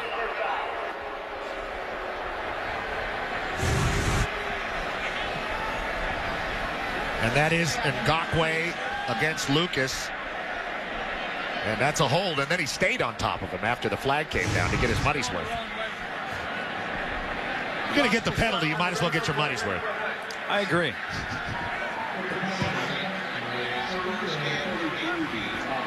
Holgorsen upset about the block like you were, Justin, and now upset about that hold call. Charge timeout. So a timeout's called now by West Virginia. With 8 seconds to go in the half, which gives us a chance to go to Ginny Taft for a game break. Justin, thanks. Number 1, Ohio State hosting Western Michigan. And after being benched last weekend, Cardale Jones gets this start and does this as he finds Jalen Marshall for the 37-yard score. Western Michigan has since answered, but the Buckeyes still lead 14-6 in the second quarter. Justin, back to you. All right, so last week, Ohio State had a tough time with Northern Illinois. Now they are leading Western Michigan, but here it's all West Virginia, 35-0. The game clock is reset to 9 seconds. Justin Kutcher alongside Petros Papadakis here in Morgantown, West Virginia. The Mountaineers, they talked about this rivalry and how much this game means to them. And they have come out, and I tell you what, they have really made a statement here in this first half. And it really looks to me like this team, and it's really a feel thing, but it does look like they're out there playing for each other. And that was one of their messages when we met with Dana Holgorsen and his staff and some players yesterday. And it's come to fruition here on the field in the first half. 412 yards of offense for West Virginia in the first half. The pass is completed to Jordan Thompson. And they call a timeout here with 2 seconds to get into field goal range. Josh Lambert missed from 51 earlier. Fox Sports Supports has brought the team with Boys and Girls Clubs of America, supporting their mission in helping young people to reach their full potential through programs that promote character and leadership, education, healthy lifestyles, and more. For more information, visit foxsportsupports.com. A 48-yard field goal attempt for Josh Lambert to close out this first half. These are the 2 best kickers in the nation. These guys have Groza dreams. Some have been fulfilled already. Lambert from 48.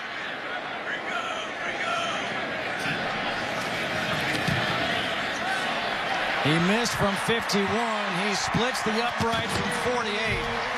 And that will do it here for the first half. All Mountaineers. It is halftime here in Morgantown with a score 38-0 West Virginia. Coming up after the short break, we'll get you to LA for our State Farm halftime show. West Virginia 38-0 as we get set to start the third quarter over Maryland. Justin Kutcher alongside Petros Papadakis back here in the booth. And Petros, it was as good of a start as Dana Holgorsen could have hoped for, and they carried that momentum all the way through that first half. Especially in a rivalry game, West Virginia humiliating their opponent on their home field. And they've been doing it by running the ball. You want to take the football out of your opponent? Run the ball. Wendell Smallwood doing a great job of just penetrating this defense over and over again, and some great help from his fullback, who's kind of been the MVP of this game so far for me, Elijah Wellman, who's had some big hits and a touchdown of his own. On the other side, it's Caleb Rowe, and it's not been a good first half for him, dealing with some pressure from the West Virginia defense, and he can't find anything. Having a tough time. And he's a drop back, throw it down the field style quarterback. Well, the problem is you got to be clean if you're dropping back 7 steps to throw the ball down the field. And he's getting hit over and over again. They've had some success running the ball, but not enough to generate any points. An unfortunate fumble by Ross in the third quarter. Rowe's been very frustrated, and you wonder what the future of this quarterback situation is at Maryland, because Rowe was not the starter to start the season. Yeah, you saw those numbers that he put up in that first half. They were not pretty. Dax Garman has his helmet on, the transfer from Oklahoma State. Wouldn't be surprised to see him in this game. Caleb Rowe, number 7. Dax Garman, number 18. A look at the stats from the first half, and if you're a Maryland fan, look away. It's been pretty lopsided, although you see the 151 rushing yards right here. Not bad at all for Maryland. They've been able to get some push. A lot of that came on a Brandon Ross would-be touchdown runner, at least inside the 5, that he ended up fumbling. Passing yards very lopsided, and they've done a great job, the Mountaineers have, and Dana Holgorsen, of calling plays and getting Skyler Howard involved in this game, but not putting the whole game on him. They've done a good job of finding a way to get their new quarterback acclimated to this big conference style play. Brad Craddock will kick off. Shelton Gibson, K.J. Dillon back deep. The first time we're seeing Craddock kick off in this game. Third quarter underway. Dillon, he's going to return this from about 8 yards deep in the end zone. Dillon hurdles a defender, fumbles, still loose. And we'll have to wait to see who recovered.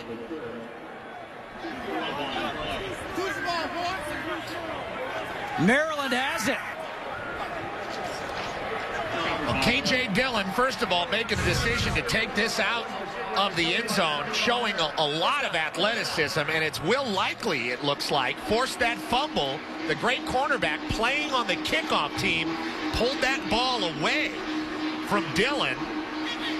The safety, or spur player, is what they call him on the West Virginia defense, also returns it.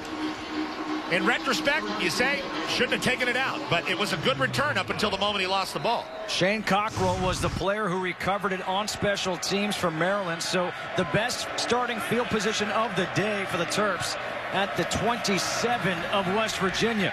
It is Caleb Rowe coming back near side. The jump ball intercepted. Carl Joseph.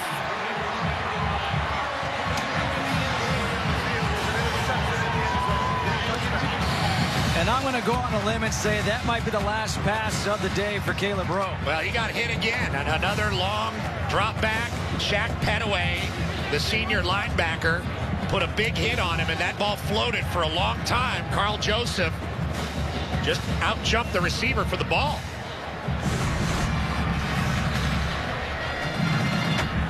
That's a long developing play with a half roll and then throw it back to the pylon. Maryland trying to take advantage of the field position and the turnover. That's Wes Brown out there, the running back. Fourth interception of the season for Joseph. On first down here, they swing it out to Wendell Smallwood, and a flag comes in, and the wheels are coming off for the Terps. Sean Davis this time. He'll get called for a personal foul. After the play was over, personal foul, late hit out of bounds. Defense number 21, 15 yards from the end of the run. Automatic first down.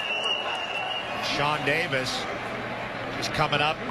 Might make the argument that he was blocked into him, but that argument would fall on deaf ears as he chipped him with his shoulder and extended the arms. Easy call.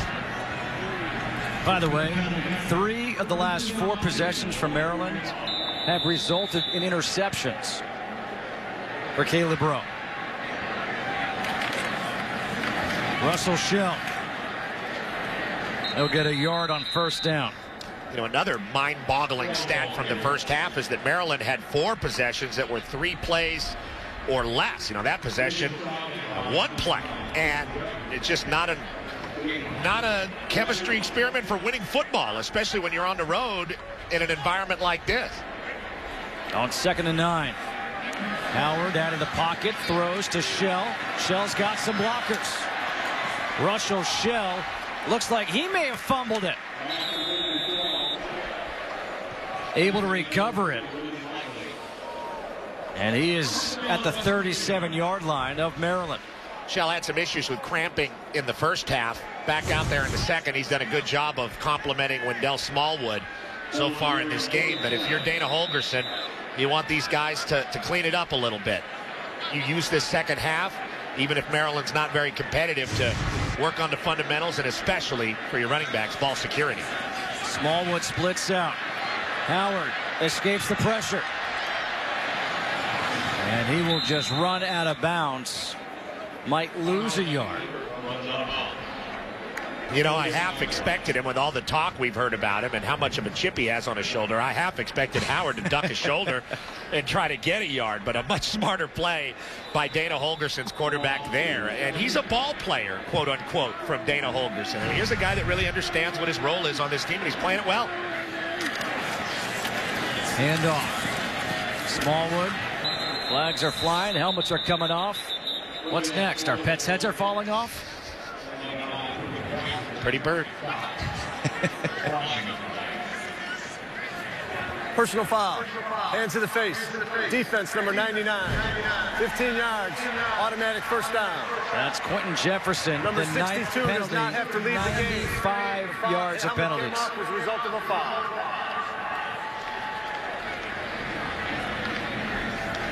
It's also a heck of a headlock. Usually when a defensive lineman like Quentin Jefferson, 6'3", 289, gets his hands on you if you're a running back, play's probably over. 1st and 10 from the 21. Smallwood able to hop forward to the 19, gets 2, 2nd down and 8.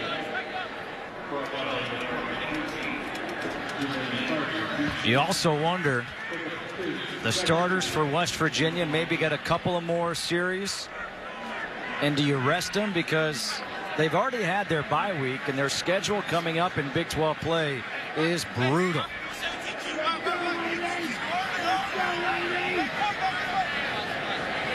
Durant in motion.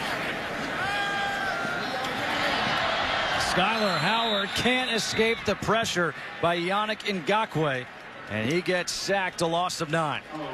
Ngakoue, a 3rd down specialist out of Bowie, Maryland, takes an inside route and reroutes the tight end a little bit, who Howard was trying to find on that play, Cody Clay, and does a great job of not buying any fakes. 3rd and 16. Howard throws behind his running back, Wendell Smallwood. And that brings up 4th down, and that'll bring out the kicker, Josh Lambert, who connected from 48 before the half. And I think it was nice for Lambert, after missing a longer one earlier in the half, in the first half, to get another shot to see it go through the uprights here, as West Virginia just has an opportunity now just to work a lot of their stuff, try to get people involved and keep these positive feelings going. A 44-yard field goal attempt here for Lambert, missed from 51, connected from 48.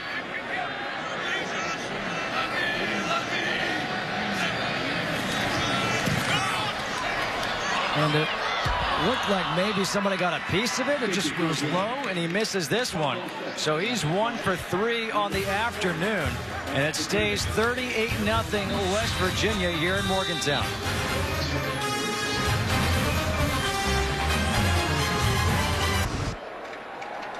Changed the trajectory of the kick. Nice play by Quentin Jefferson, one of the few positives for Maryland today.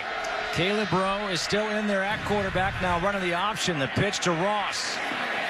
And Ross gets stood up, a loss of a yard. Nick Kwiatkowski was right there. Kwiatkowski with a great job of scraping over. They did a good job of forcing the pitch. Not that Caleb Rowe really wanted to fake it and take it up the field himself. And standing up Ross, who's a pretty tough back. And unfortunate that he had the fumble near the goal line. Brandon Ross been a pretty good performer for Maryland today. 2nd and 11. Rowe over the middle. That one is brought down by Avery Edwards. And a 1st down up by midfield. Well, this is how Maryland wants their offense to look. Quarterback standing back there clean and delivering strikes to receivers, making plays in front of DBs.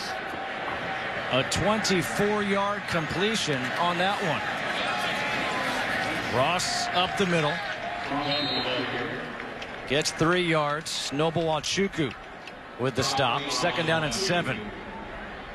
That 24-yard completion by Rowe matched his total yards coming into this play. He had 24 yards on the day on 5 completions. And he had 24 yards on that one. Rowe with some time over the middle again. And this time it's Tavon Jacobs able to bring it in. Tavon Jacobs and his brother Laverne Jacobs, two of the brighter wide receivers, and brothers starting at wide receiver for this Maryland offense. Both of them pretty big play guys. Laverne is the bigger. Tavon only 5'9". Laverne's 5'11". And this is how this Maryland offense wants to play. Les Brown now in at tailback. The option pitch to Brown. And Brown, he does lower that shoulder against Daryl Worley. And Worley's a guy who, I'll say this because he said it to us, he hates Maryland. Yeah, he had a big problem with the way that Maryland handled themselves in the Baltimore game 2 years ago when they were blown out and shut out. It looked a lot like this score right now. Worley came up and delivered a pretty good hit. Good hit from both guys, Brown too. Flags are thrown. Rowe went down. A lot of laundry on the field today. Personal foul. Roughing the passer. Defense number 36. Half the distance from the previous spot. Automatic first down. That's Shaq Pettaway. He's been no stranger to hitting Caleb Rowe in this game. He's been in the backfield a whole bunch. This time he should have held off.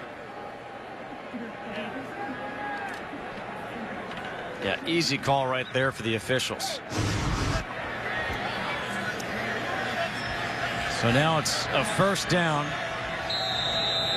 at the 13-yard line. First red zone opportunity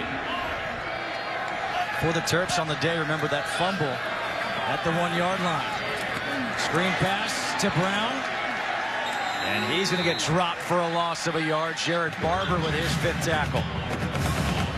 Nice to have Jared Barber back for West Virginia. 2014 redshirted with an ACL and a little bit of an infection. So he's been around a long time, and he wasn't able to go against Liberty or Georgia Southern. They said he was okay against Liberty, but they gave him because they had the bye week. He's so old on this team, teammates call him Coach. Redshirt senior. I guess that's better than Grandpa. Yeah, or Uncle Jared. Play action. Rowe. Oh, great open field tackle and hit by Terrell Chestnut on Avery Edwards. Remember, Chestnut is the guy with the great effort play to run down Brandon Ross and pretty much force that fumble when Maryland was threatening. And this time comes up and shows that he's a physical. Both these corners, Daryl Worley and Terrell Chestnut. That's a textbook tackle. You want to show somebody how to tackle, that's a great way to do it. Tackle big, use your fingers, drive your feet behind you. Almost forced a fumble. He's had himself a nice game. That tackle for a loss of 2 yards. The interception, that play that you mentioned to chase down Brandon Ross to prevent a touchdown, then force the fumble. There is a player down on the field. The injured player is Christian Brown.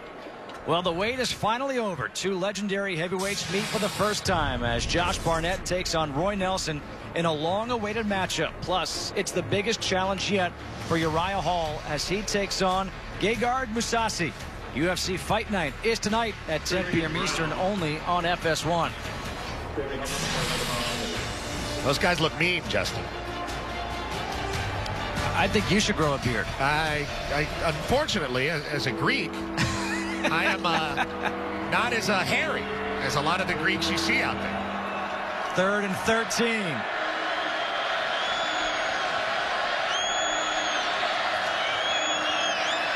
Rowe in the pocket, throws and completes the pass. His tight end Derek Hayward, but 4th down coming up. With Rowe still in this game, it gives you a good idea of what Randy Edsall is thinking. And what he's thinking is, this is our quarterback. We like his arm. We like his ability to throw. We're going to have to find a way to get him more comfortable in this game. And they're going to try to get something on 4th down here with him. It was the opening series of the game when they went for it on 4th and 1 and got stuffed. Now 4th and 7, trailing by 38. Rowe with time. That one is picked off. Daryl Worley.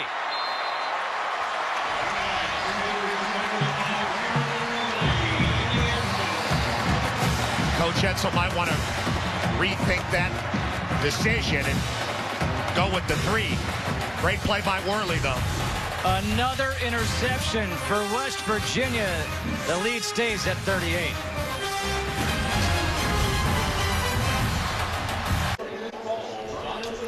Randy Edsall, after that last interception, the 4th interception thrown by Caleb Rowe, turned to Dax Garman and said, get ready. And he is getting ready. Looks like he'll be coming in the next series for the Terps. Yeah, he had seen enough at that point. 4 interceptions for Caleb Rowe. Skylar Howard has both his tailbacks, Shell and Smallwood, in the backfield with him. On first down, he gets hit. And he was able to get rid of it. Incomplete, the pressure. Quentin Jefferson. Quentin Jefferson, we said it earlier, has been a bright spot. He blocked the kick. He's done some good things, getting penetration of the defensive line, and that's a big man out of Pittsburgh, Pennsylvania, not far from here, making his 20th start here at Maryland. 3.5 sacks in 3 games last year, so lighten it up a little bit in a lopsided game. 2nd down and 10. Smallwood goes in motion. The handoff to Shell. And Shell diving forward, gets forced. 3rd down and 6. Jalen Rose and Roman Braglio combine for the tackle. They're going hurry up. Howard out of the pocket. Throws towards the sideline. A good grab with the hands by Shelton Gibson. A strong throw by Howard as well. And this is something that Dana Holgerson's going to want to see out of his quarterback. He is a mobile guy, and sometimes when you have a mobile quarterback and they decide to start moving in the pocket, they'll tuck that ball and run. He was moving in the pocket, but he kept his eyes down the field and delivered the ball. And the officials are conferencing again. Substitution on the defense. 12 players on the field. That penalty declined. The result of the play is a first down. Well, still got a first down. Nearly the 10th penalty against Maryland.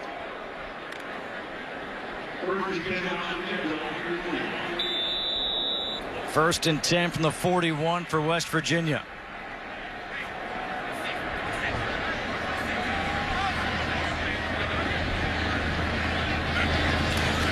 Handoff, Smallwood.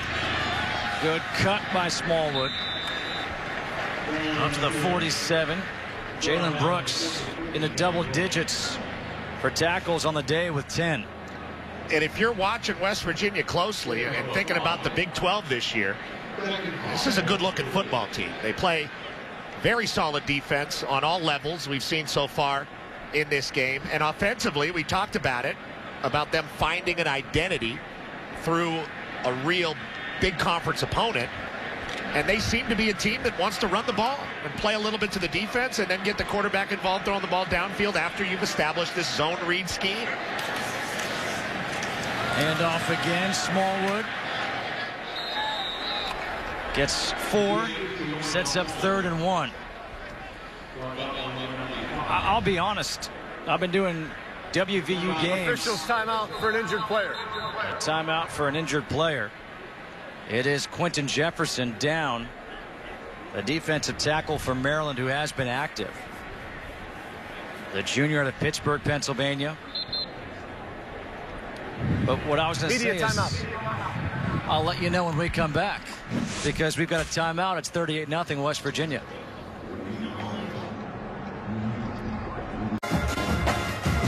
Welcome back to FS1 College Football, presented by Geico here in Morgantown, West Virginia. 38-0.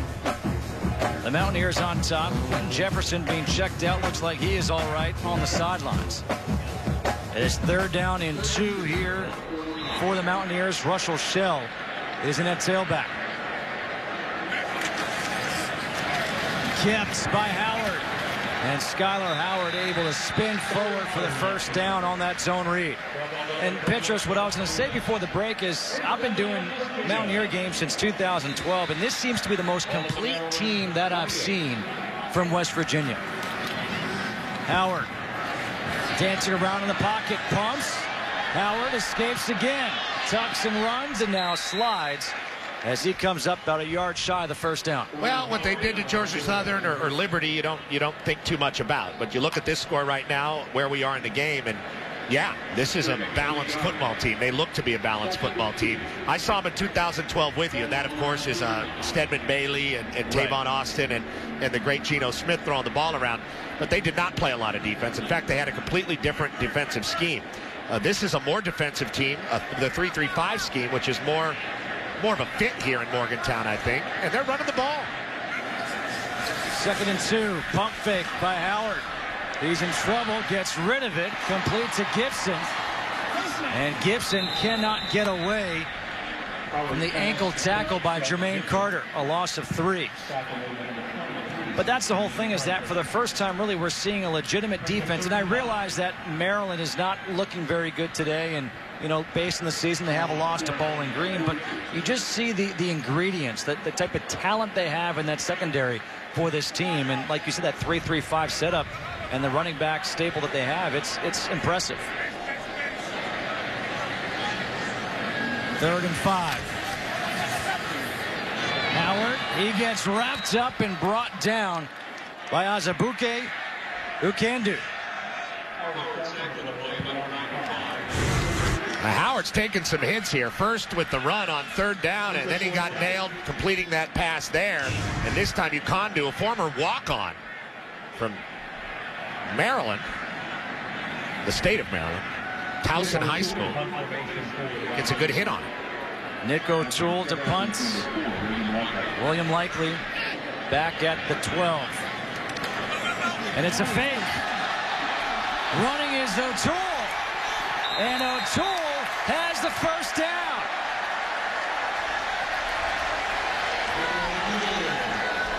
Well, that could open up a little can of worms or a topic of conversation. It's cool to see the fake and to see them pull it off, but you're up 38-0.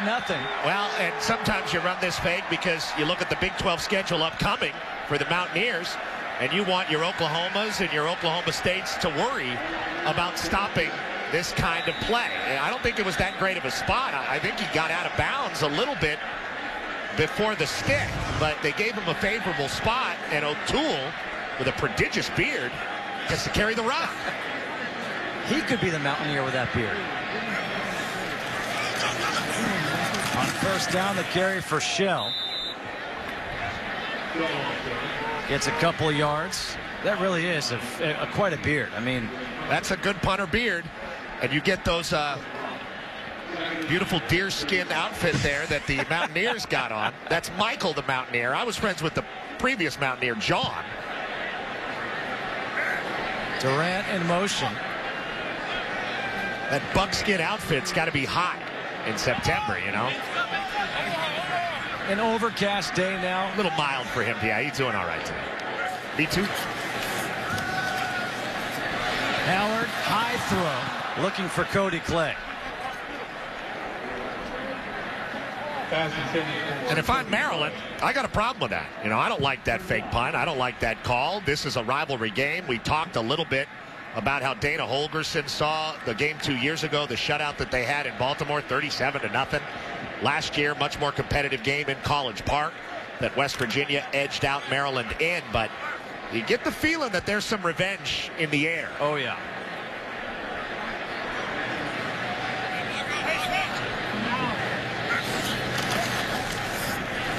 Third and 8, taking a shot to the end zone, a jump ball.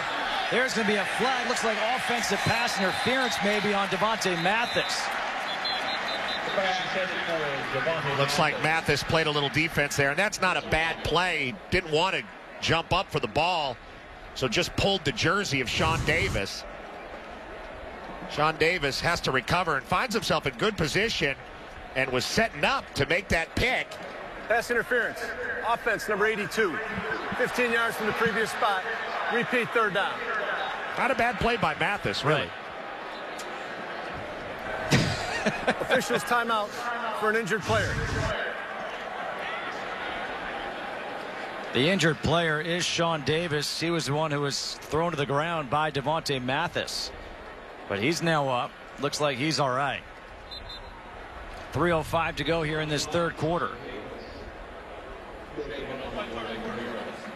38-0 West Virginia with a third and very long when we come back. And go ziplining. The only campus in the country where you can go ziplining. Sweet. Looks a little treacherous. A ropes course. Just make sure you go through the instructions of what you're supposed to do beforehand. No shortage of trees here in Morgantown. Beautiful setting. And what a great atmosphere for college football. They were ready for today. 3rd and 24. Pressure coming. Howard able to just dump it away, and they're going to say incomplete pass to Wendell Smallwood. You know, we heard a lot about this Maryland pass rush, especially on 3rd down. Yannick Ngakoue, one of those guys, really a 3rd down specialist. Good job of getting after Howard, but you know, like Dana Holgorsen said, this guy's a ball player. He's able to elude that rush and try to make a play out of it. And I'm excited to see how this guy develops in this conference. Lost his helmet. O'Toole, this time will punt, no fake. William Likely, fair catch. Made at the 15-yard line. Time for a game break. Let's go back to L.A. Jenny, what do you have for us? Well, Justin, a big game over on Fox. Number 3 TCU visiting Texas Tech, and Patrick Mahomes finds Jakeem Grant for the 45-yard strike. The Red Raiders take the 21-16 lead over the Horned Frogs in the 2nd quarter. And Petros, I want to know, did you do the zip line? Oh, no, I'm not an adventurous person at all. I barely go outside.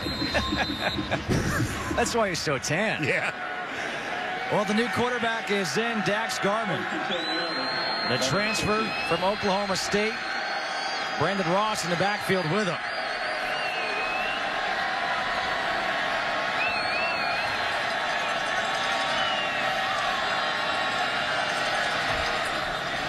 Garman stepping up, running with it, and Garman gets the 21-yard line, picks up 5. Darian Howard was there. Nothing wrong with that when you're starting out a football game and your legs are cold and you've been watching for a while. Get a little hit going, run the ball, touch the turf, get the feel for the game. Nothing like coming in the huddle when all those guys are breathing hard. You've got a clean uniform. Garman didn't like his options. Instead, he takes a sack. Darian Howard, a loss of 3. This is the 3rd quarterback now that we've seen from Maryland this season. Harry Hills, Caleb Rowe, now Dax Garman, the Oklahoma State graduate transfer. They're searching for a guy at this point. I think it's pretty safe to say. Certainly problematic right now for the Terps. There is Perry Hills.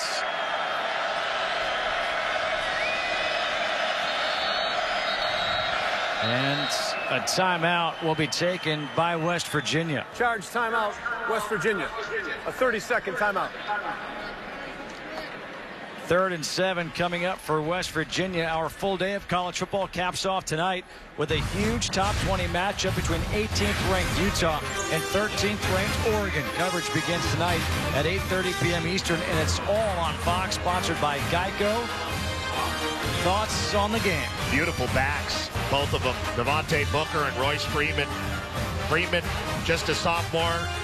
Booker, unbelievable route through Washington State, like 20 JCs to get to Utah, but both really physical big backs. I can't wait to see that game. Dax Garman, his first series at quarterback.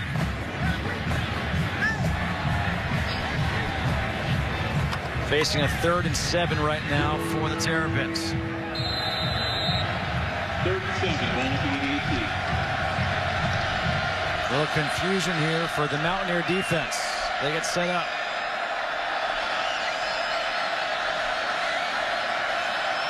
Pressure coming. Garman gets rid of it. Incomplete.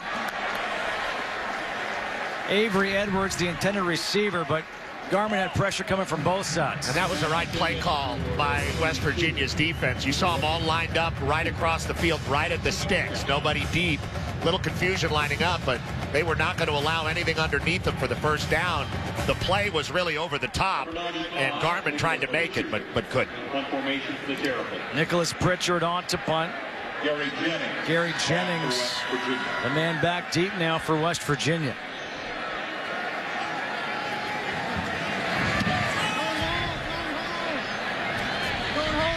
Jennings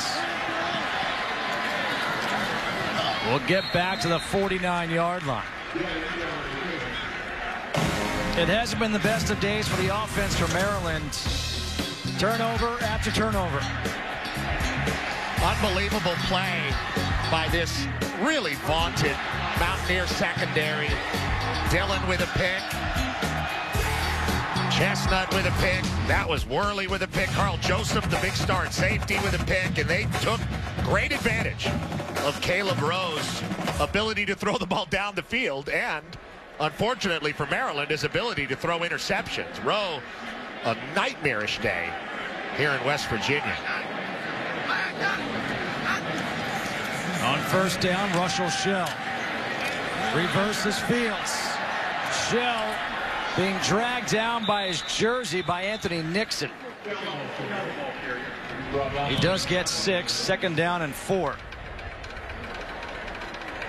Both these backs for West Virginia have been really impressive today. And other than Shell losing the football, they have a really good rhythm between the two of them, whether it's Smallwood or Shell.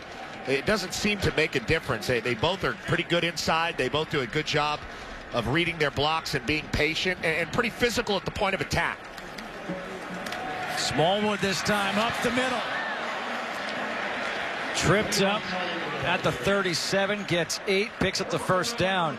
West Virginia has a chance to have 2 100-yard rushers, as Wendell Smallwood now has a career-high 136 yards. Russell Shell has 77 yards. And a lot of it you could give credit to Elijah Wellman. Number 28 had a touchdown early in this game. The fullback has really cleared the way. He has guys on roller skates out there. He's delivering a lot of hits. Number 28.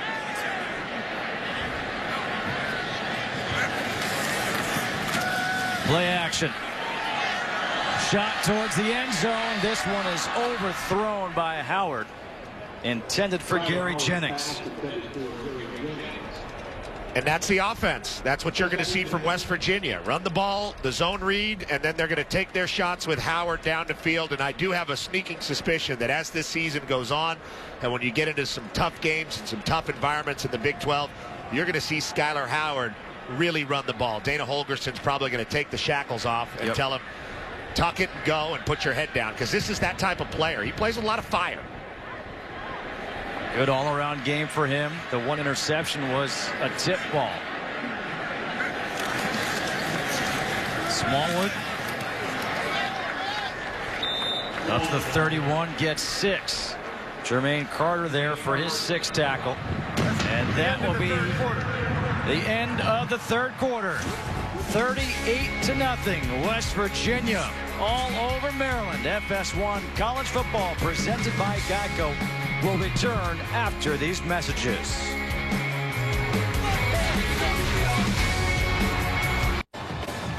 Welcome back to FS1 College Football presented by Geico. Start of the fourth quarter here in Morgantown. And guess what? We were shut out in that third quarter. No scoring. But it is 38-0 West Virginia. Looking at a 3rd and 4. Skyler Howard going to change the play. Smallwood in the backfield. Howard comes near side, completes the pass. Jordan Thompson, and Thompson able to scamper forward for the first down up to the 19. Jordan Thompson, one of those players out of Texas who came to West Virginia so he could play against teams in Texas. That's one of those Big 12 advantages that Dana Holgerson has, and that was a really nice job by Skyler Howard. Like you said, Justin, changed the play to a pass. There was a little bit of a rush. He did a good job of retreating a bit and getting rid of the ball to his very, very reliable slot receiver. High snap, handoff Smallwood. diving forward up to the 16, will get 3. 2nd down and 7. Smallwood must really love playing football, because every time after he carries the ball, whether it's a 4-yard carry or a 10-yard carry, he's got a smile on his face. He's got a great smile. This guy's been having himself a great afternoon. Pass is zipped out wide. Devontae Mathis. Mathis still on his feet. Down at the 3. William Likely brought him down, but that was a very well executed play. Just off the play action, because Smallwood's been so successful. Good job of everybody coming out to help out, including Jordan Thompson with the blocking out there. And quite simply, the Terps are tired of tackling people. They've been out there a long time, and not a lot of help from the offensive side of the ball. This has been a really tough game for this Maryland defense, and there's a lot of time left in this quarter. 1st and goal from the 3. Deflected, and that's incomplete. That play didn't look good from the start. We had a miscommunication in the backfield as far as where the token fake was going to be.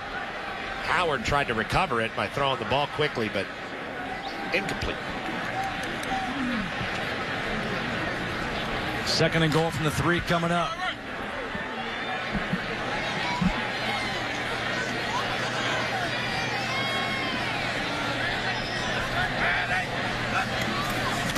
Smallwood reaching forward, lunging down at the 1. Anthony Nixon, his 5th tackle of the day.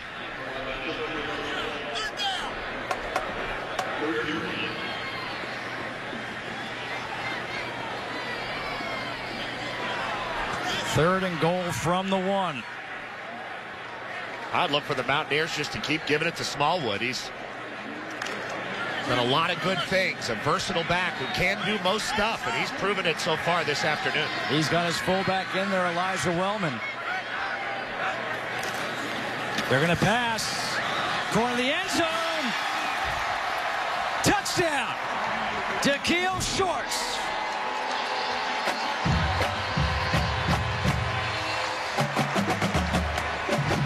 What a throw.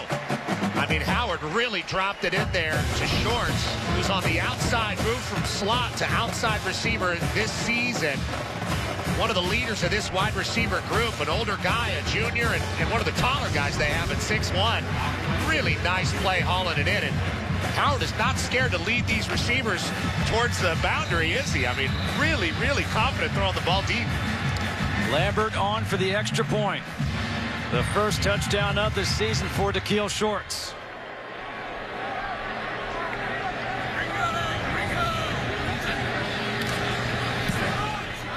The extra point is good. 45-zip. Daikiel Shorts. Nice catch right before the pylon.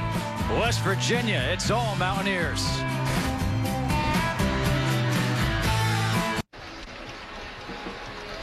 Dana Holgorsen apparently needs some energy as his team leads 45-0 in the 4th quarter. But his team is trying to accomplish something that hasn't been done here since 1923. 2 shutouts when they win by at least 44 points in the same season. It's like he's got one of those cans attached to his hand at all times. I've never talked to Dana Holgorsen when he's not drinking one of those energy drinks. Nick O'Toole will kick off with William Likely back deep.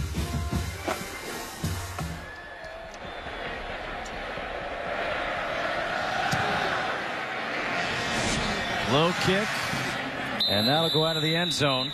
Maryland will start at the 25.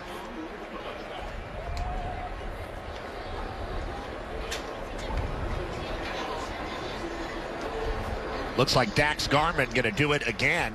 Keenan McCardell, great NFL wide receiver, giving him the play.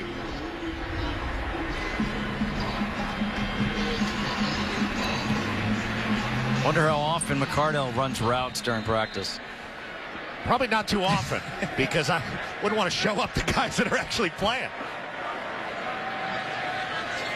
Garman in the shotgun.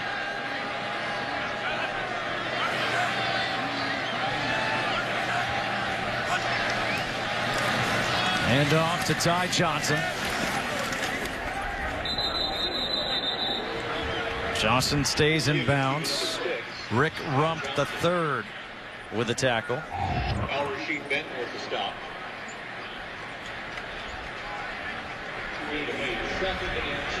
Second and 2 here for Maryland.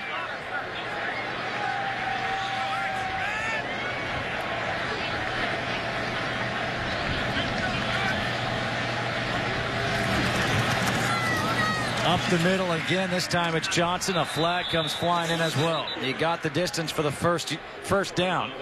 Question is it going against West Virginia or going against Maryland?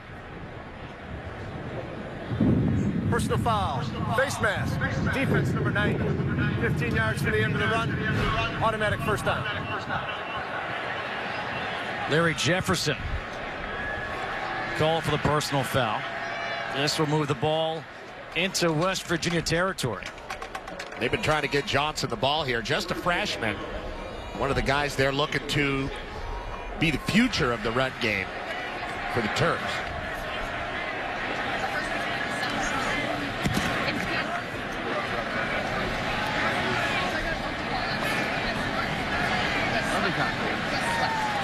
Garmin to pass. Over the middle, completes the ball, breaks a couple of tackles, and heading into the end zone for the touchdown, Jarvis Davenport. So much for the shutout. Nice play by Dax Garmin after a healthy dose of running the football. Just a pretty straight up drop, and they find a hole within that vaunted West Virginia secondary. Starters no longer out there. And Maryland is going to go for 2, trailing 45-6. Why not? Work your stuff. See what your 2-point conversion package looks like on tape and coach it up next week. That's the mode you got to be in right now if you're Randy Edsall. Wes Brown is in at tailback.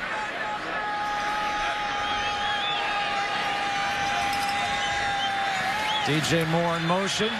Dax Garmin goes down, sacked. Xavier Preston, nice play. The shutout is gone. The touchdown pass to Jarvis Davenport, 45-6, West Virginia.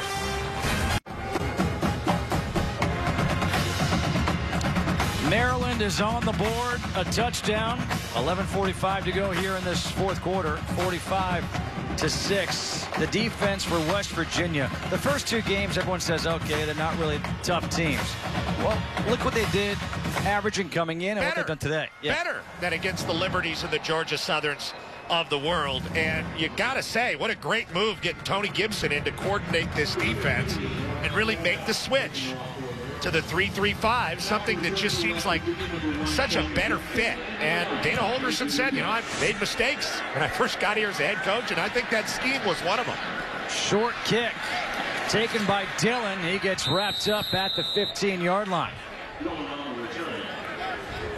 Well, let's take a look at our Nissan Heisman Watch. And P, who do you have as your top 5? All right, it's still September, but I love Leonard Fournette. I mean, I love it. He is Herschel Walker again. Trevon Boykin's in a war right now. Baker Mayfield's been a lot of fun to watch. We'll see what OU can do throughout the season. Nick Chubb, one of those great SEC backs along with Leonard Fournette.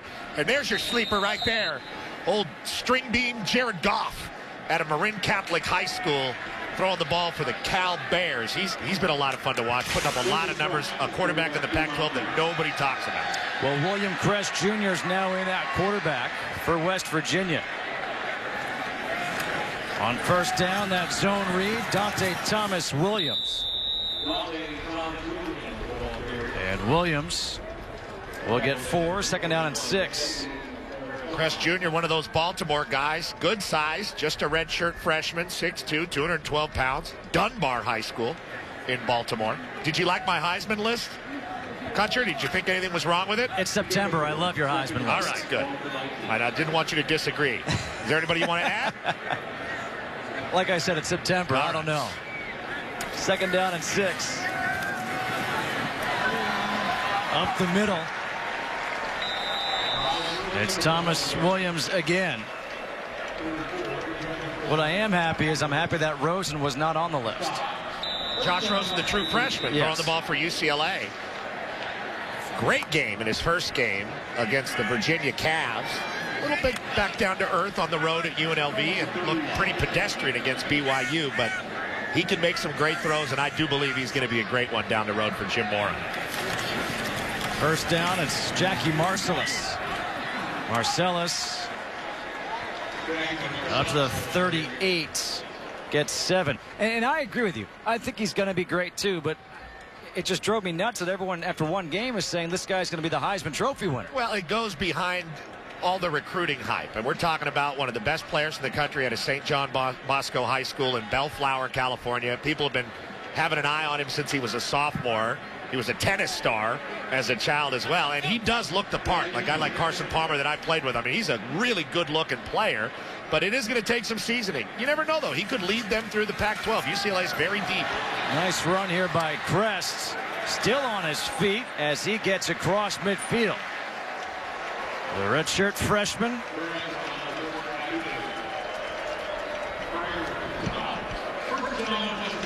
An 11-yard run for him.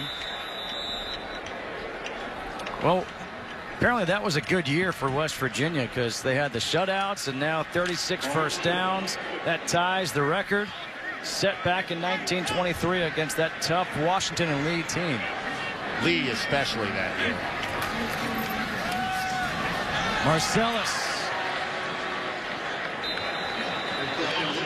Jermaine Carter. I heard that front four for Washington and Lee that year. I mean, they can get after you. Yeah. Merciless.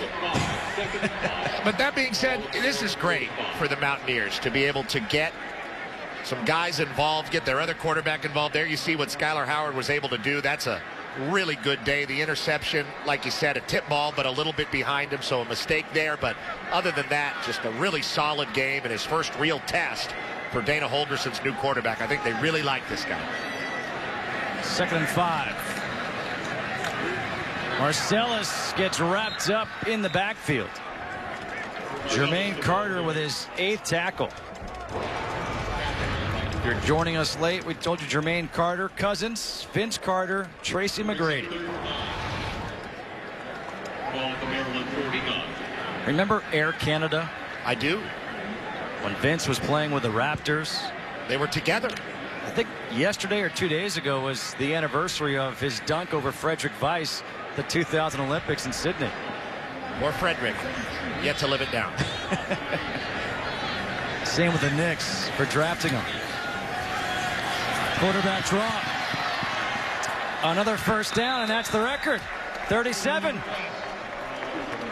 A record-setting day here for West Virginia.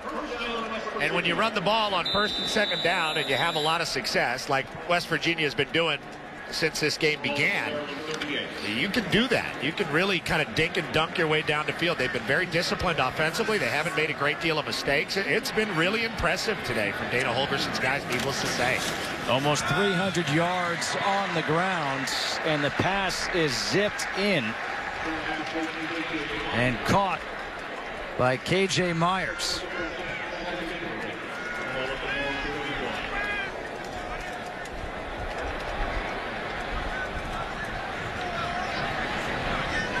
I thought it was really interesting speaking with Dana Holgerson with their quarterback and Skylar Howard, how he's a zone read guy.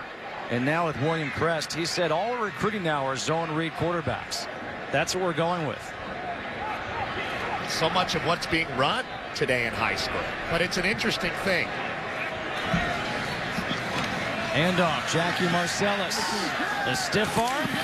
Flag is thrown. Ball comes loose. It's recovered by West Virginia.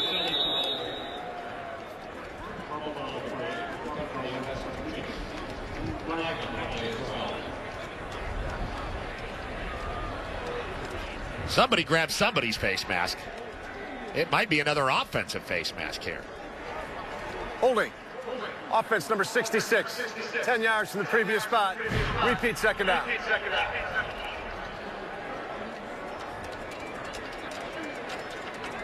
Jonathan Haynes. He gets called for the hold. The offensive numbers for West Virginia, almost 600 total yards of offense, almost 300 yards on the ground. So Dana Holgorsen says he wants a balanced attack. You got it. You can't get much more balance than that. 297 running, 301 passing.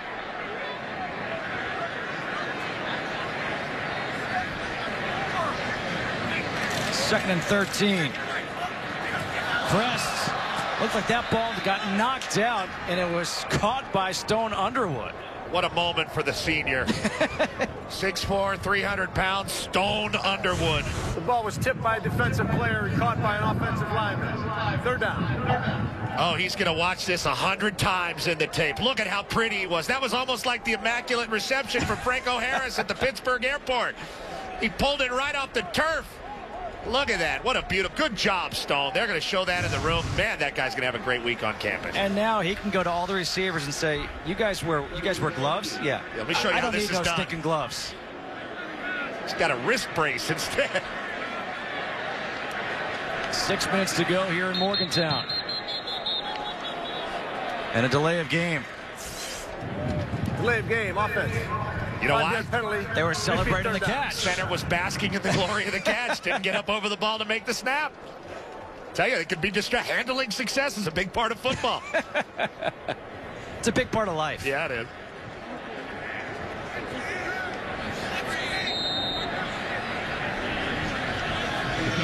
Let's see if he can collect himself here. 3rd and 22.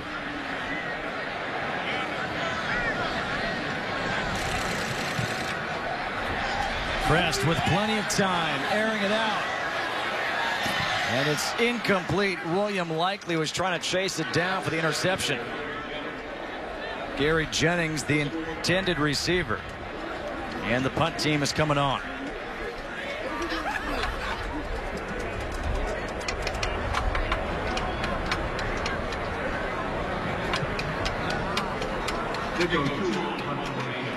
Nick O'Toole to punt. Likely at the 10. The return specialist, we haven't seen much of him today. Fair catch made at the 13. 45-6. It's all West Virginia here. It's all West Virginia coaching staff having some fun along the river.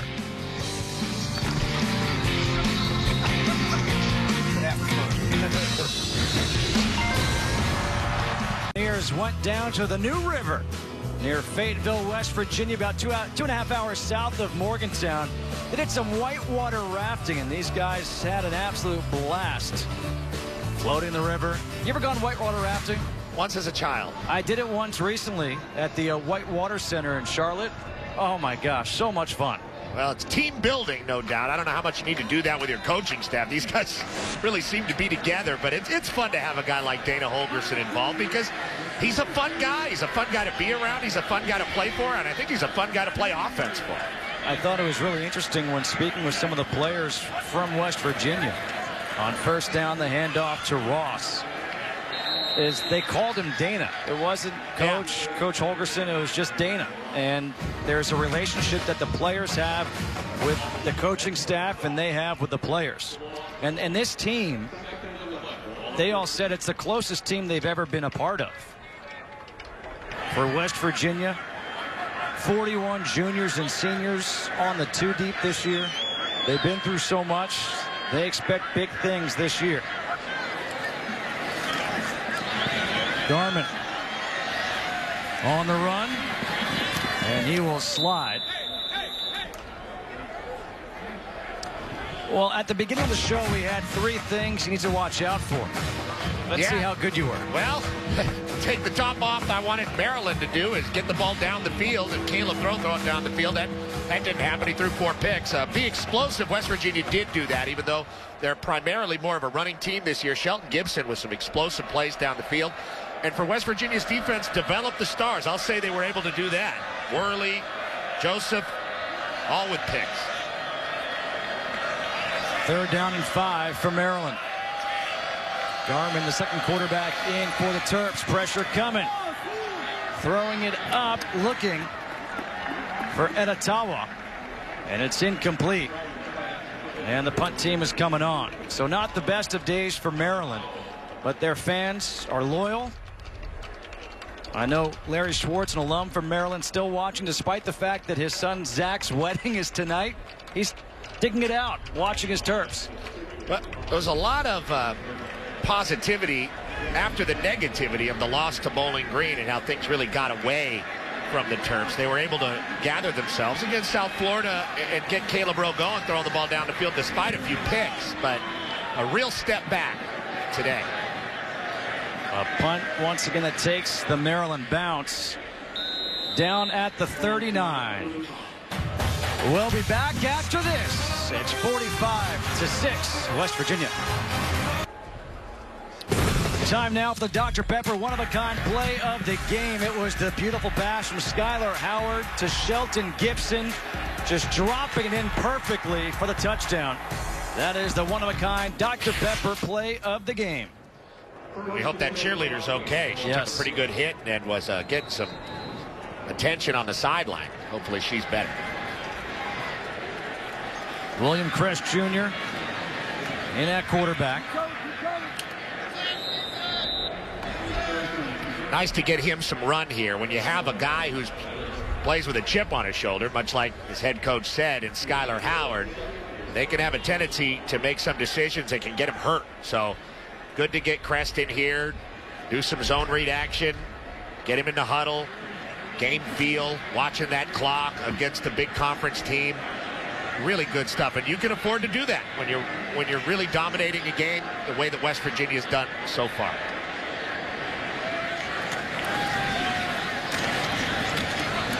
The handoff is to Thomas Williams, Dante Thomas Williams.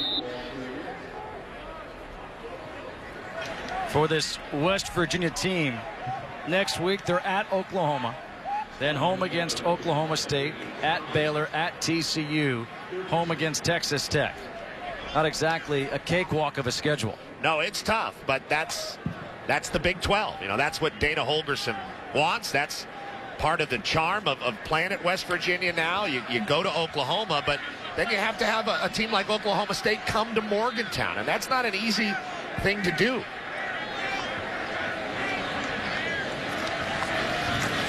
On third down, the high throw from Crest. A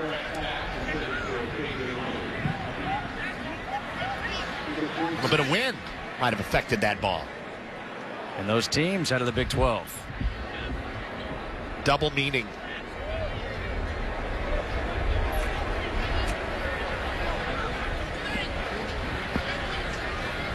Nick O'Toole to punt. William Likely back to return.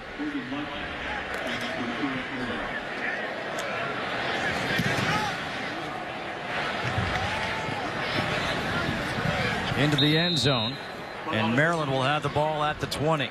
Well, Texas Tech leads by 2 over TCU.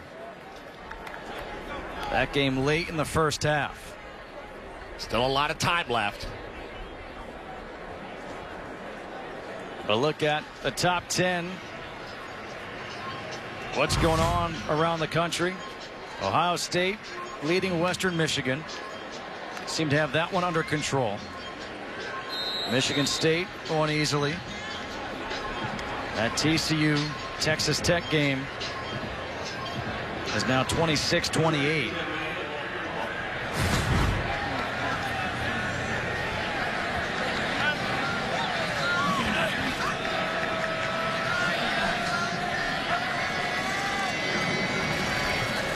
Garmin trying to dump it off to Wes Brown, incomplete. The question mark for Maryland going forward, because next week, you know, it's Michigan comes to town. Yes. A little guy by the name of Jim Harbaugh coming off a victory over BYU today. Then they're at Ohio State versus Penn State, at Iowa versus Wisconsin, at Michigan State. Yeah, Big Ten's a lot of fun too. Well, not easy, and taking on Michigan after they had a pretty good performance today against BYU. Rudock looked a lot better throwing the ball. It's not going to be easy. Ball starts. Offense number 58. 5-yard penalty, still second down. But the question for this Maryland team, okay, Penalties, you got to clean up. Got to do that. You can control that. You can try. You know, they're just going to have to get back to the drawing board. I mean, they're playing at home. Not everything has been negative. They're going to have to look at this tape and find whatever is a bright spot in it. Probably the early running of Brandon Ross without the fumble, stuff like that, and try to build on it. That's the best you can do. Etatawu makes the catch on the sideline. And you could also say that West Virginia probably properly avenged now. Yes. Since the blowout shutout loss 2 years ago in Baltimore that stung Dana Holgorsen and his team so much to where it really looked like they were out to prove a point at home. They won at College Park last year, just edged them out, but still bothered by that loss 2 years ago. We heard a lot about that all week. 3rd and 2 now for Maryland.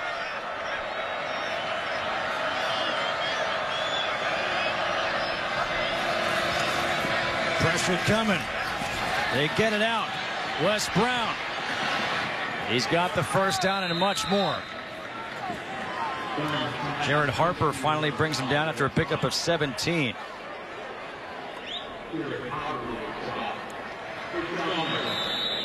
By the way, TCU just scored, now up 33-28. A shootout in Lubbock. Would you expect anything less? No.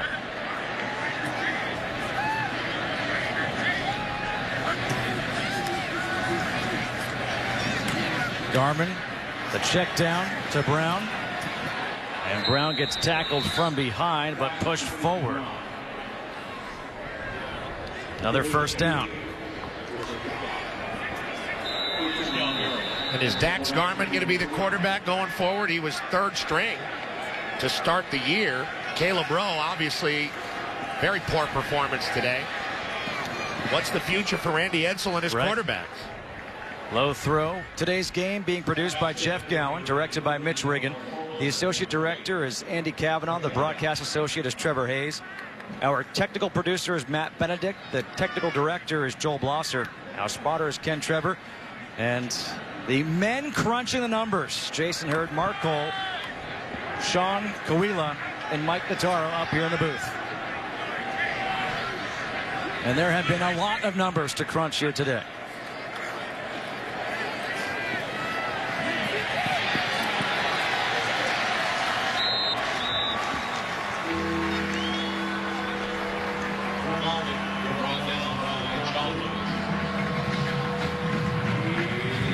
Coming up on a minute to go.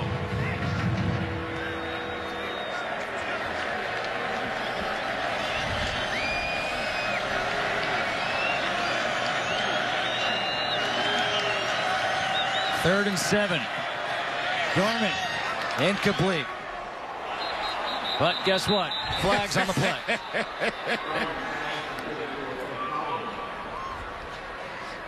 Not just the Big 12 flags flying here at Milan Puskar Stadium.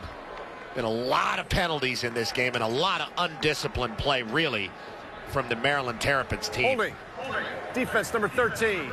10 yards from the previous spot. Automatic first down. That one goes against Mountaineers.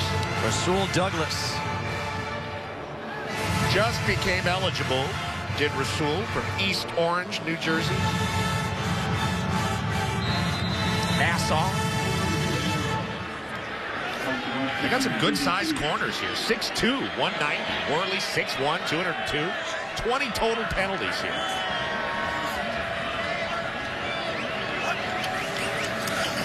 Pressure coming against Garmin, and he goes down.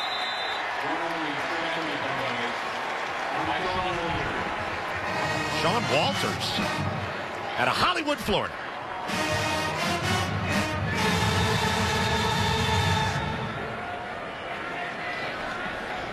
I was just in Hollywood, Florida.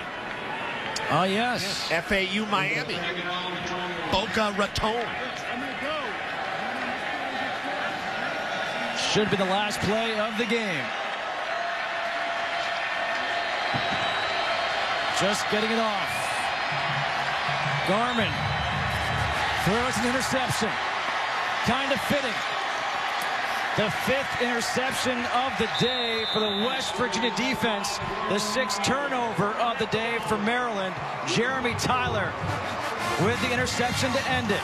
45-6. West Virginia defeats Maryland.